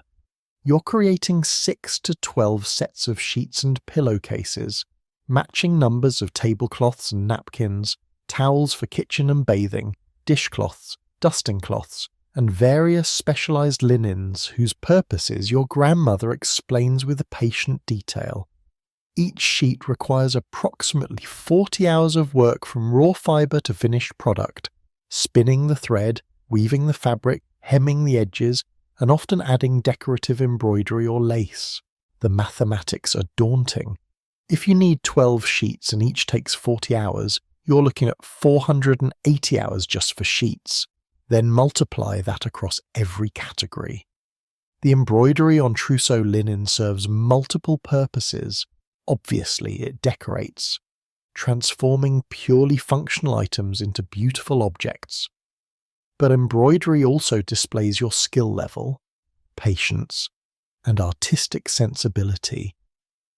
You're creating a portfolio of your best work that will be examined by your future mother-in-law, neighbours, and community members who visit after your wedding. The pressure to make every piece perfect is intense. You spend hours hunched over fabric, creating elaborate monograms combining your initials with your future husband's, adding decorative borders of flowers, vines, or geometric patterns. Your eyes strain in candlelight, your fingers cramp, but you keep working because imperfect trousseau items reflect poorly on your entire family. Some cultures develop specific traditions around trousseau items.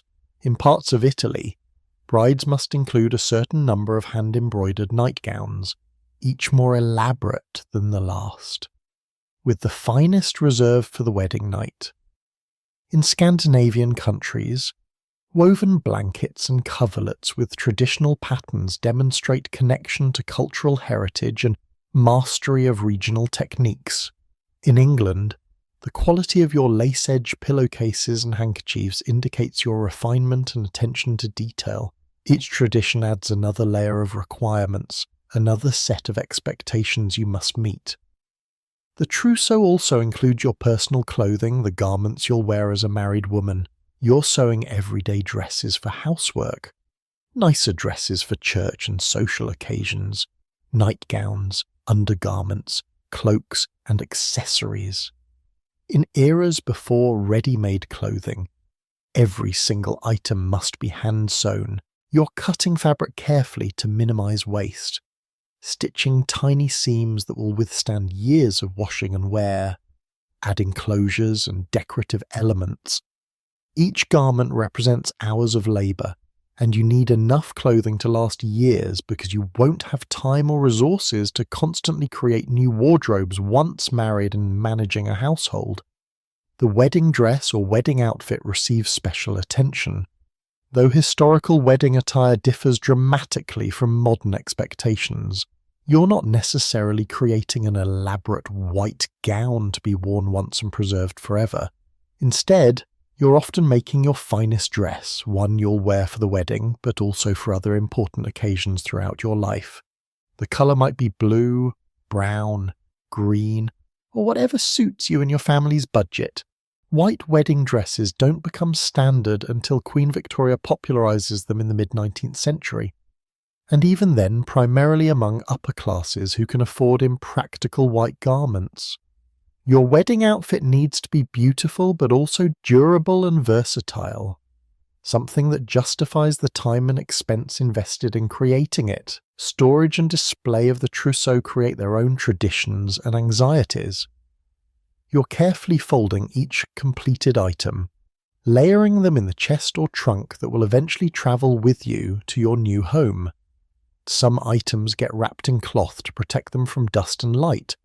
Others are layered with dried lavender or other herbs to keep them fresh and deter insects. The chest becomes a kind of hope chest, literally containing your hopes for the future. You open it periodically to assess progress, to show visiting relatives, to reassure yourself that you're accumulating enough. The chest fills slowly, almost imperceptibly. Years of labour gradually transforming into stacks of folded linen. As your wedding approaches, the trousseau gets displayed for community inspection. In many cultures, this display is formal and public. Your trousseau items are spread out in your family home, and neighbours, relatives, and friends visit to examine them. They are looking at the quality of your stitching, the evenness of your weaving, the artistry of your embroidery, the appropriateness of your choices. They make comments, some complimentary, some critical, all of which will be remembered and repeated. Her hem stitching is quite fine, someone observes, and your mother glows with pride. I notice the monograms are slightly irregular. Someone else mentions, and you die a little inside. The public nature of this inspection transforms your private labour into community spectacle. Historians still argue about the economics of trousseau production. Some calculate that the labour hours invested in creating a complete trousseau, if compensated at contemporary wages, would equal months or even years of income. Families are essentially banking this labour value, transforming women's unpaid work into tangible goods that contribute to household formation. This perspective suggests trousseau represents significant economic contributions, even though they're often dismissed as merely domestic preparations. Other scholars note that this labour benefits husbands and in-laws more than the women who perform it, essentially extracting value from women's work without compensation or recognition. The emotional investment in trousseau creation runs deep. Each item carries memories and meaning. You remember spinning the thread for those sheets during the summer your brother got married, or embroidering those pillowcases while recovering from influenza, or weaving that tablecloth during the week you first met the man who eventually became your betrothed. The trousseau becomes a textile autobiography, a record of years of your life transformed into fabric. When you finally use these items in your own home, they'll remind you of your youth, your family, and the long preparation period that led to marriage. Some women discover genuine artistry and satisfaction in trousseau work. You develop real expertise in textile arts, creating items of genuine beauty and quality. Your embroidery becomes distinctive, your weaving exceptionally even. Your colour choice is sophisticated. You take pride in your work, and that pride is justified. You've developed legitimate skills that produce tangible value. Other women find trousseau work tedious and oppressive, resenting every hour spent on this endless unpaid labour. Both responses are valid. The work is simultaneously skill-building and exploitative, creative and coercive, personally meaningful and socially imposed. The trousseau you eventually bring to marriage will last years, possibly decades. These sheets will see the births of your children and will comfort you during illnesses, will cover marriage beds through all their joys and sorrows. The tablecloths will host countless family meals, holidays, and gatherings. The towels will dry thousands of hands and faces. The durability of these items means you're literally weaving the fabric of your future daily life. Every thread you spin, every seam you stitch, contributes to the material reality of your coming decades. The responsibility of creating items that must last feels enormous, but so does the satisfaction of using years later, something you made with your own hands during the long waiting period before your life truly began. You're sitting at the kitchen table while your mother explains, with unusual seriousness, why the blacksmith's son, handsome, kind, clearly interested in you, is not an appropriate match. Your father is a moderately successful wool merchant. The blacksmith, while respectable, works with his hands and earns less. We can't marry down, your mother says firmly. Think of your sisters, think of the family's standing. But neither, she adds with equal firmness. Should you set your sights on the mayor's son who has been making eyes at you at church, that family would never accept you. Don't humiliate yourself by hoping. You're caught in a narrow band of acceptability, a thin slice of the social hierarchy where marriage is possible. Step too far up or down, and doors slam shut. The concept of marrying appropriately dominates marriage negotiations across virtually every culture and time period. Social class functions like invisible bars creating cages of possibility. Aristocrats marry aristocrats, merchants marry merchants, farmers marry farmers, labourers marry labourers. The system perpetuates itself through careful policing of marriage boundaries, ensuring that property, status, and power remain concentrated within specific groups. Cross-class marriages do happen, but they're exceptional, often scandalous, and usually involve specific circumstances that make them less threatening to social order. The anxiety about marrying down runs particularly strong. Your family has worked hard to achieve and maintain their current status. Your father built his wool business through decades of labour and careful management. Your mother brought a respectable dowry that helped establish the business. They've raised children with appropriate education, connections, and expectations. A daughter who marries beneath the family's status threatens all of this. It suggests the family is declining, that they couldn't attract appropriate matches, that something is wrong. Your marriage isn't just about you, it's about your family's social positioning and your siblings' future prospects. The mechanics of class evaluation are brutally parallel. People assess potential matches based on occupation, income, property ownership, family reputation, education level, even speech patterns and manners. You learn to read these signs early, developing a sophisticated understanding of who ranks where in the local hierarchy. The tanner's family, despite decent income, ranks lower because their work is considered unclean. The schoolmaster's family, despite limited wealth, ranks higher because education confers status. The baker's family sits somewhere in the middle, respected for providing essential goods, but still engaged in trade. You're constantly calculating social mathematics, determining who falls within your acceptable range. Marrying up, hypergamy, as scholars call it, is theoretically possible but practically difficult. Higher status families guard their boundaries carefully, scrutinizing potential matches for any deficiencies. Your dowry might be inadequate by their standards, your family connections might be insufficient, your education or accomplishments might not meet their expectations, you might lack the refined manners and cultural knowledge that higher social circles take for granted. Even if a young man from a higher status family is interested in you, his family often prevents the match, pressuring him toward more appropriate options. Some families disinherit sons who marry inappropriately, making the financial and social costs prohibitive. Yet occasionally marriages up do occur, and these instances reveal the specific circumstances that make class boundaries permeable.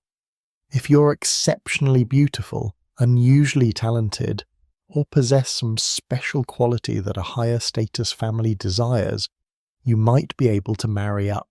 If a higher status family has fallen on hard times financially and needs the substantial dowry your moderately wealthy family can provide, they might accept you despite status differences. If you're connected to a higher status family through godparent relationships or other patronage networks, you might gain access to marriage possibilities normally closed to your class. These openings remain rare and unpredictable, but their possibility fuels hope and social climbing efforts. The regional and temporal variations in class systems create fascinating complexities. In some times and places, wealth can purchase social mobility. A merchant family that becomes sufficiently rich can essentially buy their way into higher social circles through strategic marriages, land purchases, and lifestyle changes. In other contexts, status is hereditary and largely immutable. No amount of money can make a commoner into nobility. You might live in a relatively fluid social environment where marriages across moderate class differences are possible, or in a rigidly stratified society where such marriages are virtually impossible. Understanding your particular system's rules becomes crucial for managing expectations and making realistic plans. The aristocracy faces its own version of these constraints, arguably more restrictive than those governing common people. Noble families obsess over bloodlines, titles, and property preservation. Marriages get negotiated like diplomatic treaties, with both families' lawyers, heralds, and advisors scrutinizing genealogies and ensuring appropriate matches. A duke's daughter who fell in love with the merchant's son, no matter how wealthy, would face absolute family opposition. The marriage would likely be prevented entirely, or if it somehow occurred, the woman would be disowned and socially ostracized. The higher you are in the social hierarchy, the less freedom you have to marry based on affection or personal preference. Historians still argue about whether these class-based marriage restrictions primarily served economic functions or maintained social order more broadly. From an economic perspective, restricting cross-class marriages keeps property and wealth concentrated within specific groups, preventing dispersion across the social spectrum. It protects elite families' economic positions and ensures that lower-class families can't access resources through strategic marriages. From a social order perspective, marriage restrictions maintain hierarchy itself, reinforcing beliefs about natural social rankings and preventing the disorder that would result if anyone could marry anyone. Both functions operate simultaneously, economics and social control intertwining inseparably. The emotional toll of these restrictions shapes countless lives. You might genuinely love someone from the wrong social class, but that love becomes impossible to pursue. You watch someone you care about marry another person because that's what their family demands, while you marry someone you barely know because they're appropriately ranked.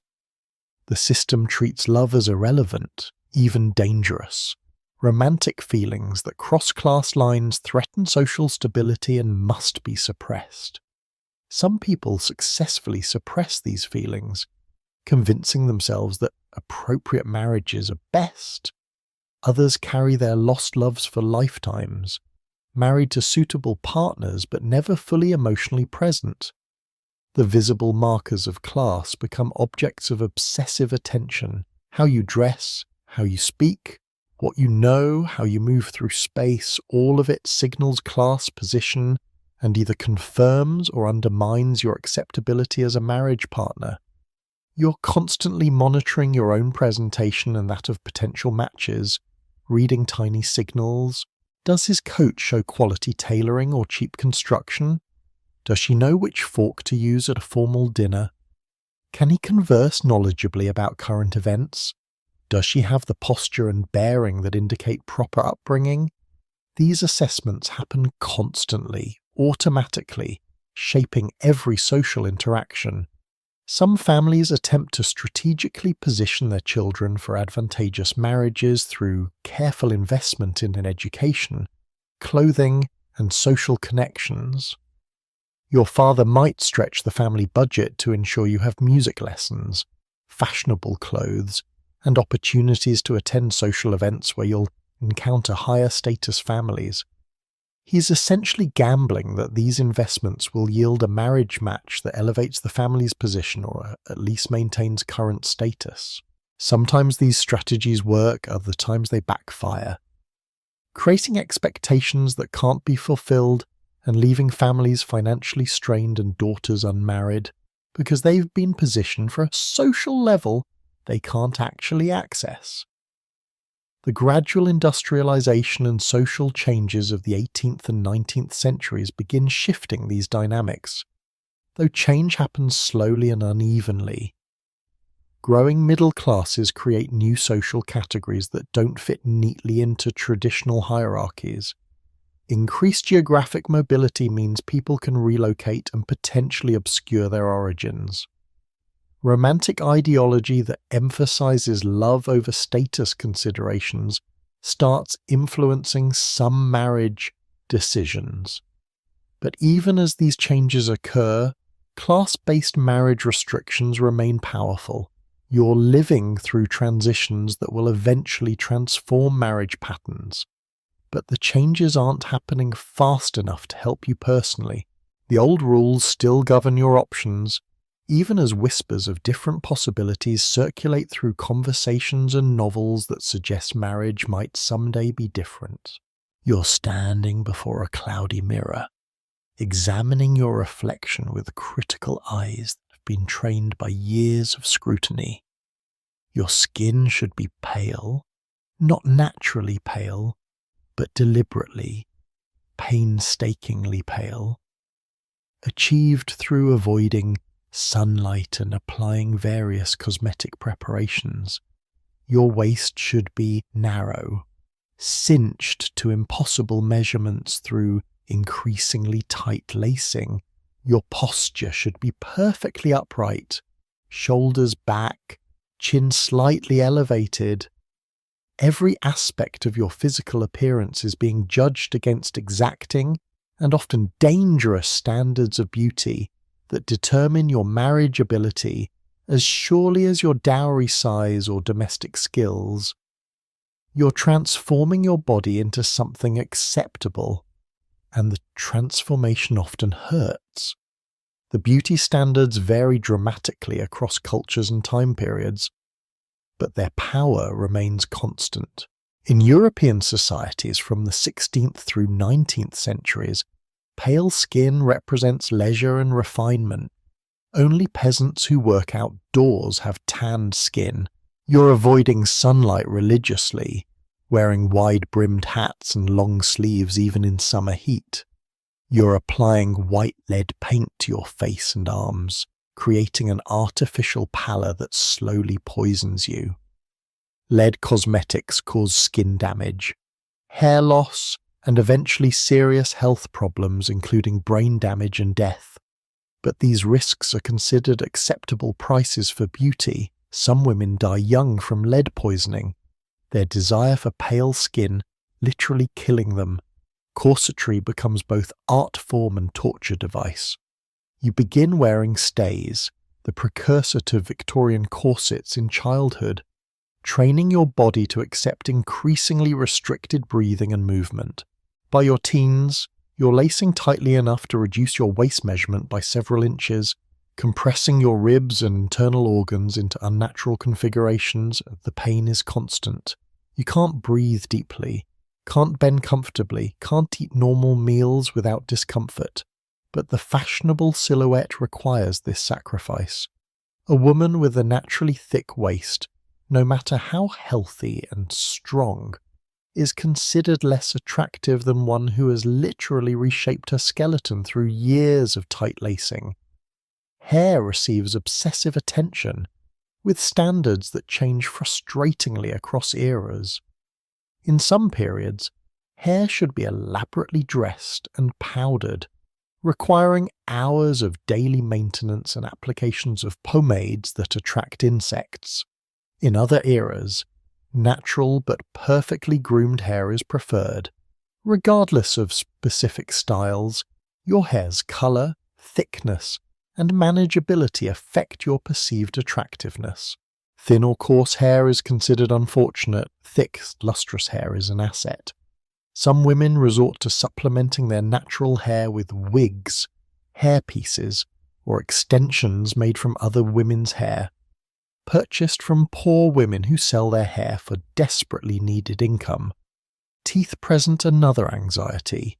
In eras before modern dentistry, dental health is largely a matter of luck and genetics. Tooth decay is common, tooth loss nearly universal by middle age. Having good teeth in your youth becomes a marriageability asset. It suggests good health, good breeding, and at least several years of ability to chew properly before inevitable decay sets in.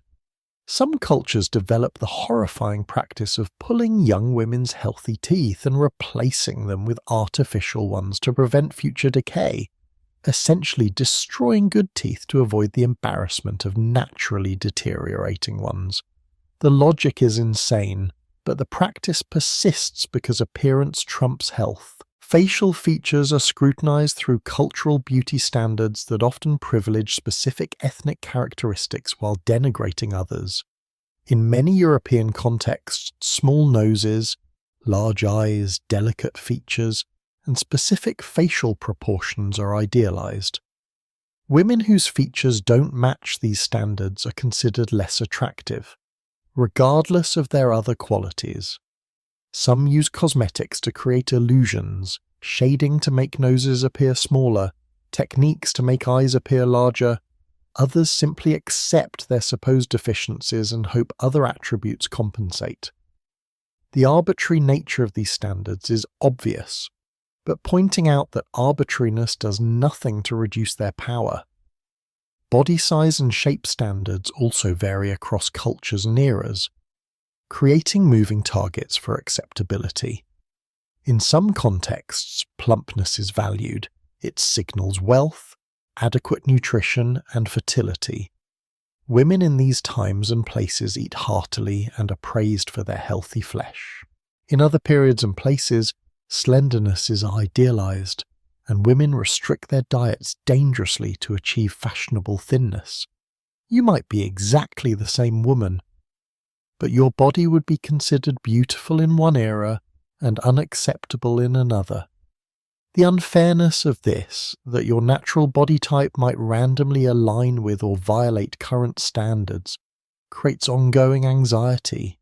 Diet and nutrition become complicated by the beauty concerns. You're receiving advice, some helpful, much harmful, about eating practices that supposedly enhance beauty. Certain foods are believed to improve complexion, others to damage it. Vinegar is consumed in excessive quantities because it supposedly promotes pallor. Arsenic is ingested in small doses as a beauty treatment, slowly poisoning women who are desperate to achieve fashionable appearances. The lack of scientific understanding about nutrition means beauty advice often contradicts health needs, and women suffer the consequences. Posture training begins in childhood and continues through your teens. You're walking with books balanced on your head to perfect your carriage. You're practicing sitting with spine straight, never allowing your back to touch a chair. You're learning to move gracefully through spaces, to enter rooms with poise, to manage heavy skirts without tripping. Deportment masters in upper-class contexts actually teach these skills formally, drilling young women in the specific ways of moving that signal refinement and proper breeding. Poor women receive informal but equally rigorous training from mothers and female relatives who understand that grace and posture affect marriage prospects even in lower classes. Hand care becomes another focus. Your hands should be soft, unmarred by rough work, difficult to achieve when you're actually required to demonstrate domestic skills that involve cooking, cleaning, and textile work. You're applying various creams and oils, wearing gloves whenever possible, trying to prevent calluses and roughness that suggest manual labor. Upper-class women can more easily maintain smooth hands because they have servants doing the roughest work. Common women struggle with the contradictory demands. They must work hard to prove industriousness, but somehow maintain hands that don't show that hard work. Historians still argue about whether beauty practices primarily resulted from male preferences or represented women's internalized oppression, or whether these categories even make sense. Some scholars emphasize that beauty standards served patriarchal systems by making women focus energy on appearance rather than developing other capabilities. Others note that beauty practices gave women some control over their presentation and marriage prospects in societies where they had few other tools for influencing their fates. The reality likely includes both dimensions. Beauty standards constrained women while simultaneously providing avenues for limited agency. Some women resist beauty demands, refusing dangerous cosmetics or rejecting uncomfortable fashions. This resistance carries costs. They are considered less attractive, face criticism for insufficiently maintaining their appearance, may struggle to find acceptable marriage partners, but they preserve their health and dignity, making trade-offs that prioritize well-being over conformity. Other women embrace beauty practices enthusiastically, finding pleasure in adornment and self-presentation, experiencing beauty work as creative expression rather than oppression. Both responses are valid. Both reflect different ways of navigating impossible situations. The market for beauty products and services grows substantially during the 18th and 19th centuries, creating an entire economy around women's appearance. Shops sell cosmetics, perfumes, hair products, and fashion accessories. Beauty advisors offer consultations. Dressmakers, milliners, and hairdressers build businesses serving women's beauty needs. This commercialization creates jobs but also intensifies pressure. When there's profit in making women feel inadequate about their appearance, the standards become more elaborate and less achievable. Ensuring continued consumption of products and services, you eventually develop a complicated relationship with your own appearance. Some days you see yourself as acceptably attractive, meeting enough standards to be marriageable, or other days you're convinced you're hopelessly flawed, too tall or too short, too pale or not pale enough, too thin or too plump. The standards themselves feel like moving targets, changing based on who's judging and what they value. You learn to present yourself as confidently as possible, to emphasize your better features and minimize less favorable ones, to work within the narrow parameters of acceptability that govern your particular time and place. It's exhausting, but it's also necessary, and you've long since stopped questioning whether it should be otherwise. You're lying fully clothed under a quilt with a young man, a wooden board separating your bodies, while your parents sleep in the next room. This is bundling, an actual courtship practice in parts of colonial America and Northern Europe, and it's simultaneously intimate and absurd. You're supposed to be getting to know each other, talking through the night, building emotional connection without physical contact. The board theoretically prevents anything inappropriate, though whether it actually works depends on the couple's determination and creativity. This bizarre ritual represents just one of many courtship practices that manage to be simultaneously restrictive and surprisingly personal, creating spaces for connection within elaborately controlled circumstances. Courtship rituals vary wildly across cultures, but they share common features: supervision, limitation, and codified behaviors that allow young people to interact while maintaining propriety. You're never simply spending time naturally with someone you're attracted to. Instead, you're performing courtship according to specific rules that everyone understands and monitors. In upper-class European society, you're receiving male callers in your family's parlour, always with a chaperone present. The young man sits at a prescribed distance. Conversation topics are limited to safe subjects, and the visit lasts exactly the acceptable duration, long enough to demonstrate interest but not so long as to suggest impropriety. The language of flowers becomes an elaborate communication system in 19th century courtship. different flowers and arrangements carry specific meanings. A red rose signifies passionate love. Yellow roses indicate friendship. White lilies suggest purity. You're learning this complex vocabulary, decoding the bouquets that arrive at your home, selecting your own floral responses to send careful messages. A young man might send you forget-me-nots, true love, combined with ivy, fidelity, and you respond with pink camellias, longing for you. Or, if you're not interested, yellow carnations, rejection.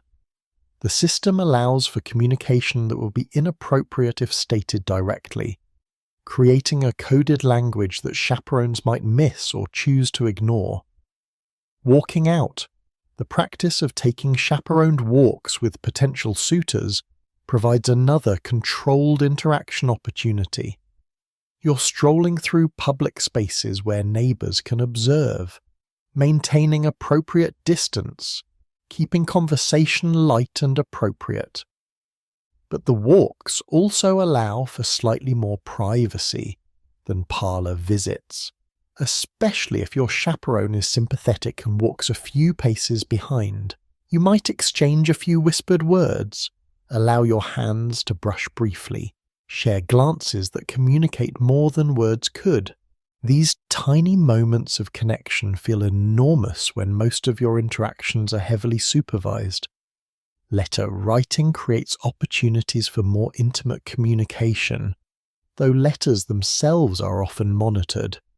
You're composing careful notes that could be read by parents or guardians, expressing feelings in ways that are romantic but not too forward, interested but not separate. Young men's letters to you get screened by your father or mother before you see them. Your letters to them pass through similar scrutiny. You're learning to write in ways that communicate on multiple levels, surface content that satisfies senses, plus subtle undertones that your intended recipient understands. The skill required for this double writing is considerable. Some communities develop evening visiting traditions where young men come to young women's homes after dinner. In parts of rural America and Europe, this sitting up happens in the kitchen or parlour, usually with family members present or nearby. The young couple sits by the fire, talking quietly, while parents or siblings occupy the same room doing evening tasks. The arrangement provides more relaxed interaction than formal daytime calls, but supervision remains constant. You're hyper-aware of your family's presence, careful about what you say and how you sit, performing appropriateness even in relatively casual settings. Dancing provides socially sanctioned physical contact that would be scandalous in other contexts. At community dances or balls, you can hold hands with a young man, feel his hand on your waist during certain dances, make eye contact, and speak relatively privately amid the noise and movement. The physical proximity is thrilling after so much enforced distance. But dancing also involves complex rules. You can't dance too many times with the same partner without creating scandal. You must accept or decline invitations gracefully. You must maintain appropriate distance and demeanour even while touching. The rules simultaneously permit and restrict, creating windows of opportunity within carefully managed circumstances. Gift-giving follows strict protocols that communicate intentions and relationship stages. A young man might give you a book, handkerchief, or small piece of jewellery at appropriate courtship moments. These gifts must be valuable enough to show serious interest, but not so valuable as to suggest inappropriate obligations. You're supposed to accept gifts graciously if you return his interest, or politely refuse them if you don't. Accepting a gift implies willingness to continue the courtship, creating an unspoken agreement that everyone understands. The gifts themselves often carry symbolic meanings.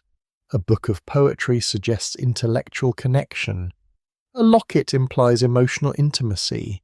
Practical items like sewing scissors indicate thoughts of future domestic life together. Historians still argue about how much genuine connection actually developed within these restrictive courtship systems. Some scholars emphasize that couples who eventually married often knew each other only superficially, having had limited opportunity for real conversation or emotional intimacy before the wedding. Others point to evidence of deep emotional bonds developing even within constrained circumstances, noting that humans are remarkably creative at building connections despite obstacles. Both perspectives hold truth. Some couples enter marriage as near strangers, while others develop genuine understanding and affection despite limited interaction opportunities. Parental veto power looms over all courtship activities. Even if you and a young man develop strong feelings, your parents can end the courtship at any time. They might decide his financial prospects are inadequate, his family insufficiently respectable, or simply that they don't approve of him. Your feelings about the matter carry some weight, especially if you're from a relatively progressive family, but ultimately, your parents' decision is final. You hear stories about young women whose courtships were terminated against their wishes, who spent years grieving lost loves while being pressured toward more appropriate matches. Some young people develop strategies for circumventing restrictions. You might arrange to accidentally encounter a young man at market or church, creating brief unsupervised interactions. You might recruit sympathetic siblings or friends to carry messages or provide alibis. You might use coded language in letters that censors don't catch. These small rebellions represent attempts to claim some autonomy within controlling systems, though they also carry risks. Getting caught in unapproved communication can destroy courtships and damage reputations beyond repair. The duration of courtship varies but often stretches frustratingly long. A young man might call on you for months or even years before proposing, both parties slowly accumulating resources and parental approval necessary for marriage. The waiting tests patience and commitment, allowing time for second thoughts, but also creating anxiety. What if he loses interest? What if someone better comes along for either of you? What if your feelings change? The extended timeline means courtship itself becomes a kind of endurance test, evaluating not just compatibility but willingness to persist through bureaucratic and financial obstacles. Class differences in courtship practices are stark. Upper-class courtships involve elaborate rituals, formal visits, chaperones, and lengthy negotiations. Working-class courtships might be simpler meetings at work, brief conversations at church, a few walks together before deciding to marry. Poor couples often can't afford extended courtships. They need to marry and establish households quickly, so both partners can contribute to family income. The luxury of lengthy, carefully supervised courtship belongs primarily to families with resources to support daughters through extended waiting periods. You're developing complicated feelings about the young man you're courting. Do you actually like him? Or have you convinced yourself you do because he's appropriate and your options are limited? Do you enjoy his company? Or are you performing enjoyment because that's expected? Can you even know your genuine feelings when you've never spent time together without supervision, never had a fully honest conversation, never seen how he behaves when no one's watching? These questions haunt you, but there's no way to answer them within current circumstances. You're expected to make a lifetime commitment based on limited information, and the uncertainty is terrifying. You're 28 years old, sitting at the dinner table while your uncle makes another joke about your unmarried status.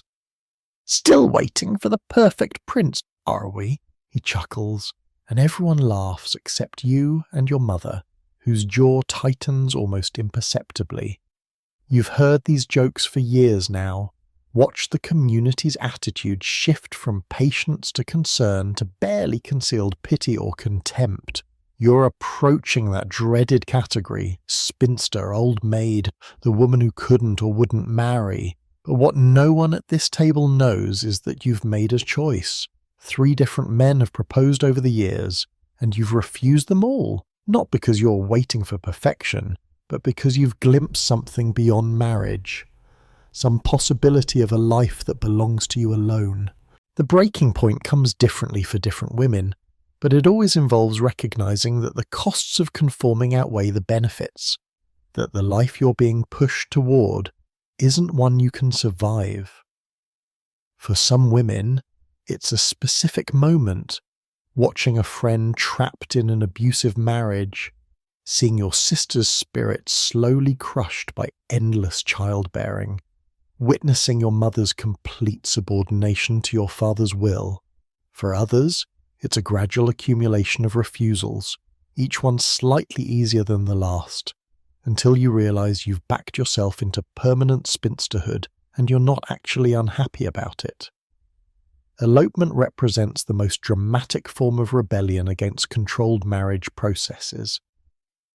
You're climbing out a window in the middle of the night, meeting a young man your family has forbidden you to see, running away together to marry without parental consent in a distant village where nobody knows your history. These romantic escapes occasionally work. The couple finds happiness together, families eventually reconcile, and the scandal fades. But more often, elopements end badly. The young man might abandon you after getting what he wanted, leaving you ruined and unmarriageable. The couple might find that passion doesn't compensate for poverty, family rejection, and social ostracism. The stories circulate as warnings, yet some women still choose this path, preferring uncertain freedom to certain constraint. Outright refusal of marriage proposals creates different kinds of scandal. When you turn down an appropriate suitor, people demand explanations. What's wrong with him? What's wrong with you that you're so choosy? Don't you understand this might be your best or last chance?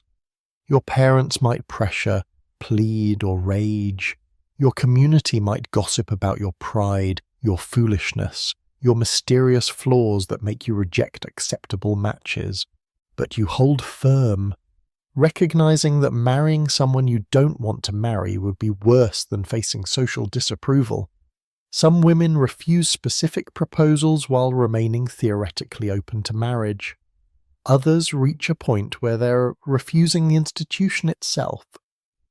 Entering religious life provides a socially acceptable alternative to marriage for Catholic women. Though the motivations vary wildly, see. Some women genuinely feel called to religious vocations, finding spiritual fulfillment in monastic communities. Others choose convents primarily as escape routes from marriages they don't want or family situations they can't endure. Convents offer education, community with other women, productive work, and relative autonomy within structured religious contexts. You're still under authority and following strict rules, but you're not subject to a husband's complete control, not bearing children until your body breaks, not managing households that never feel fully yours. For some women, convent life represents genuine freedom despite its restrictions. Remaining unmarried and supporting yourself requires developing income sources, which means either inheriting money or finding work that pays adequately for independence. You might become a seamstress, teacher, shopkeeper, or boarding house operator, occupations that allow self-support without male providers. The work is hard, the income often barely sufficient, and the social status of unmarried working women is ambiguous at best. But you're making your own decisions, keeping your own earnings, and living according to your own preferences within economic constraints. Some women find this trade-off worthwhile, preferring economic struggle with autonomy over financial security with subordination. Living with female companions or relatives creates another model for unmarried women's lives.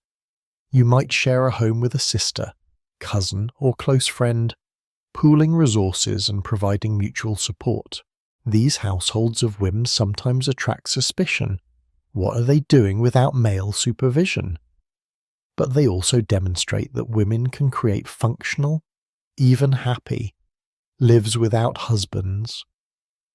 The relationships within these households vary from purely practical arrangements to deeply intimate partnerships that fulfill emotional and sometimes physical needs that society assumes only marriage can meet. Some women become perpetual daughters, remaining in their parents' homes and eventually caring for aging parents. This role provides security and purpose, but also limits independence. You're still under your father's authority, still subject to family decision-making processes that don't fully include you as an adult. When your parents die, you might finally gain independence, inheriting the family home and whatever resources remain.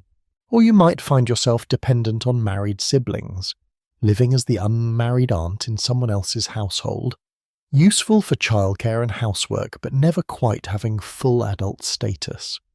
Historians still argue about what spinsterhood meant for women in various historical contexts.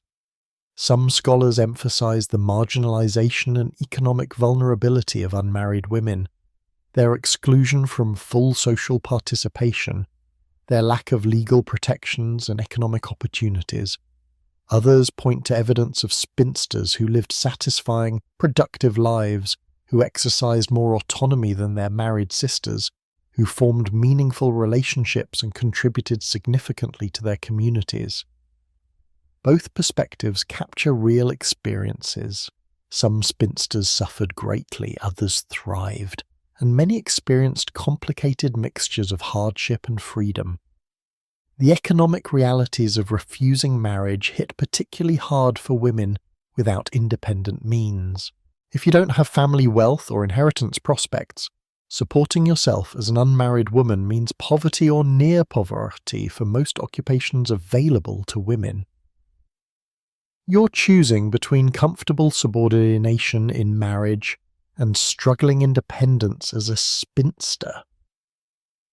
The choice isn't between good and bad options, it's between different forms of hardship, and which form you can better endure. Some women choose security despite its costs, others choose autonomy despite its deprivations. Neither choice is easy or obviously correct. Some women who refuse marriage become cautionary tales.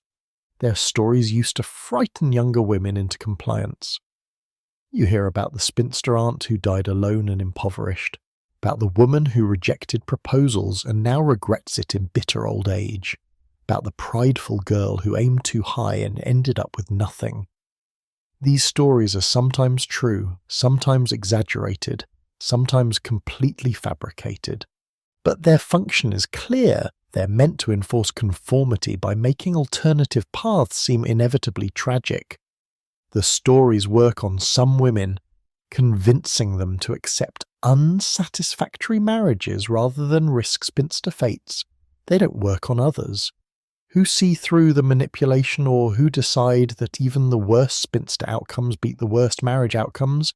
Other women who refuse or escape marriage become inspirational figures, though usually only in retrospect.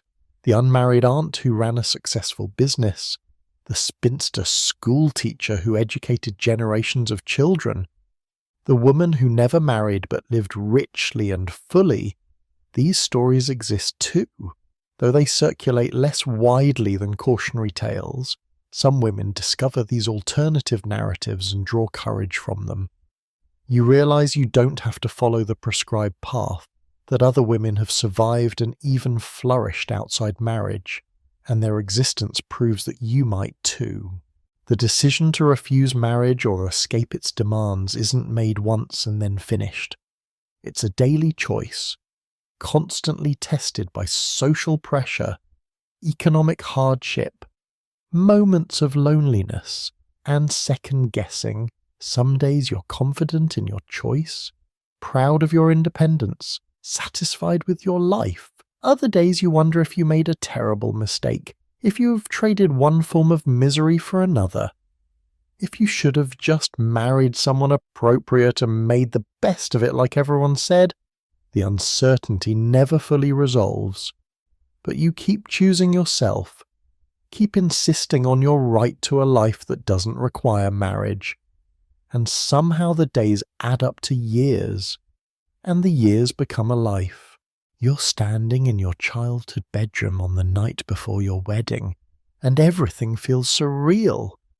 Tomorrow you'll put on that dress you spent months creating, walk into the church where you've attended services your entire life, and emerge as someone's wife. The woman you've been for 23 years will cease to exist in any legal or social sense. Your name will change. Your home will change. Your daily routines and responsibilities will transform completely.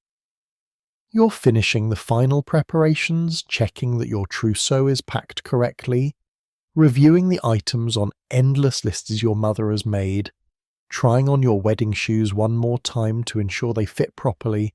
But beneath all this practical activity, something deeper is happening. You're saying goodbye to yourself, to the girl and young woman you've been, and trying to imagine the married woman you'll become tomorrow. The physical preparations are elaborate and time-consuming. You're bathing carefully, washing your hair with special preparations, applying the creams and ointments that supposedly ensure beauty and fertility. Female relatives hover around you, offering advice, sharing stories of their own wedding preparations, helping with tasks you can't manage alone. Your mother is unusually emotional, oscillating between joy and sadness. She's gaining status as the mother of a married daughter. But she's also losing you, the daughter who has lived under her roof, who she's taught and shaped for this moment. The complicated emotions flow between you unspoken, expressed through gentle touches and meaningful glances rather than direct conversation. Your trousseau sits in its chest, ready for transport to your new home. You open it one more time, running your hands over the linens you've created over so many years.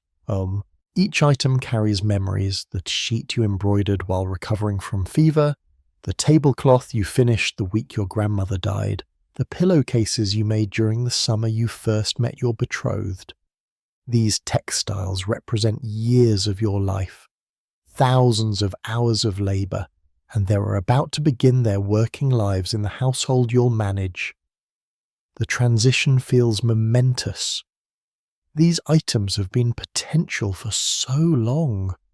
Tomorrow they become actual, functional parts of daily married life. The marriage contract has been signed, the financial arrangements finalized, but you still don't fully understand all the implications. Your father explained some provisions, but others remain mysterious, discussed in legal language you couldn't fully follow.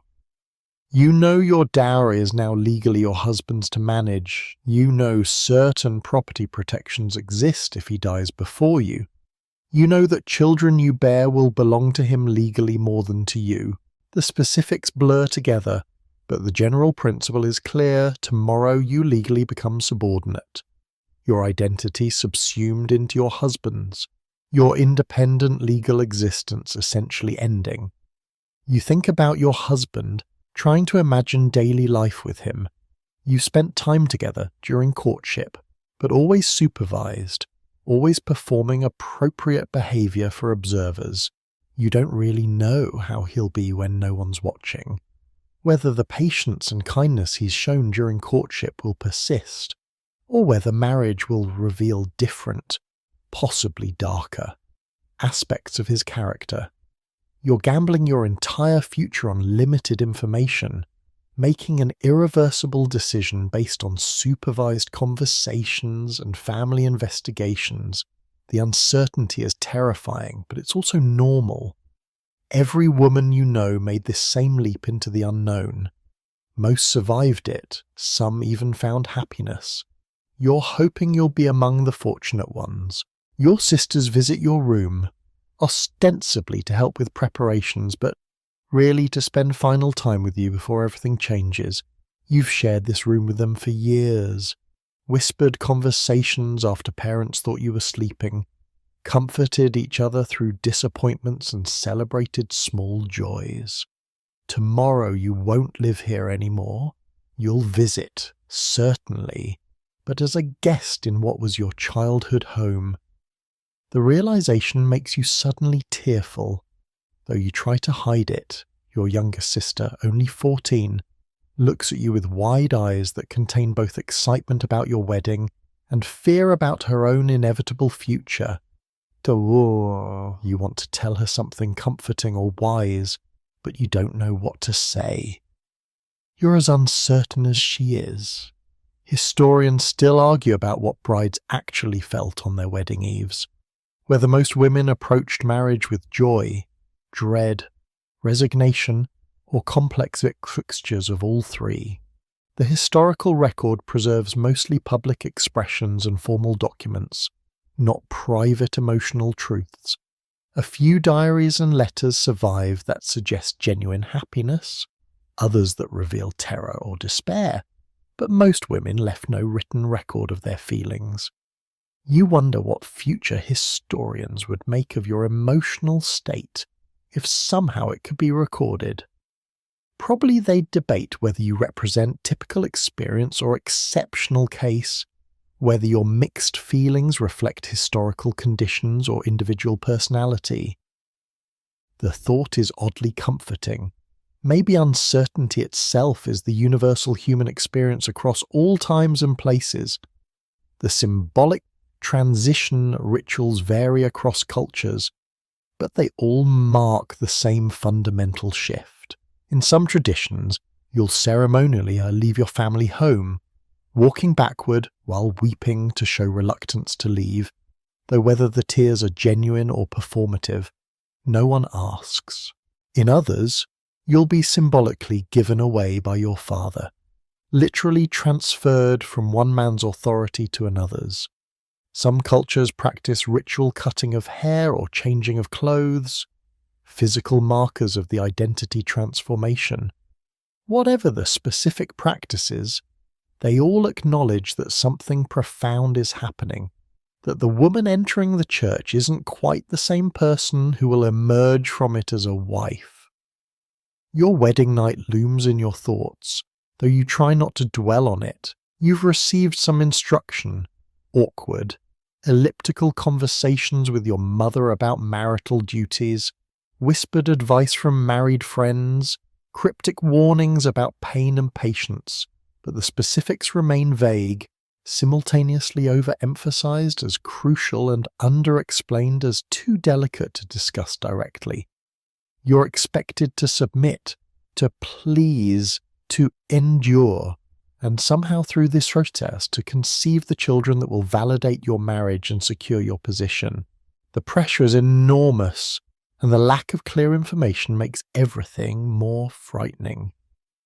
You're also thinking about the future stretching beyond tomorrow, the years of childbearing ahead, the household you'll manage, the person you'll become. Will marriage make you happy? Will you find satisfaction in the roles you'll perform? Will you maintain your sense of self, or will you gradually disappear into wife and mother identity until you can't remember who you were before?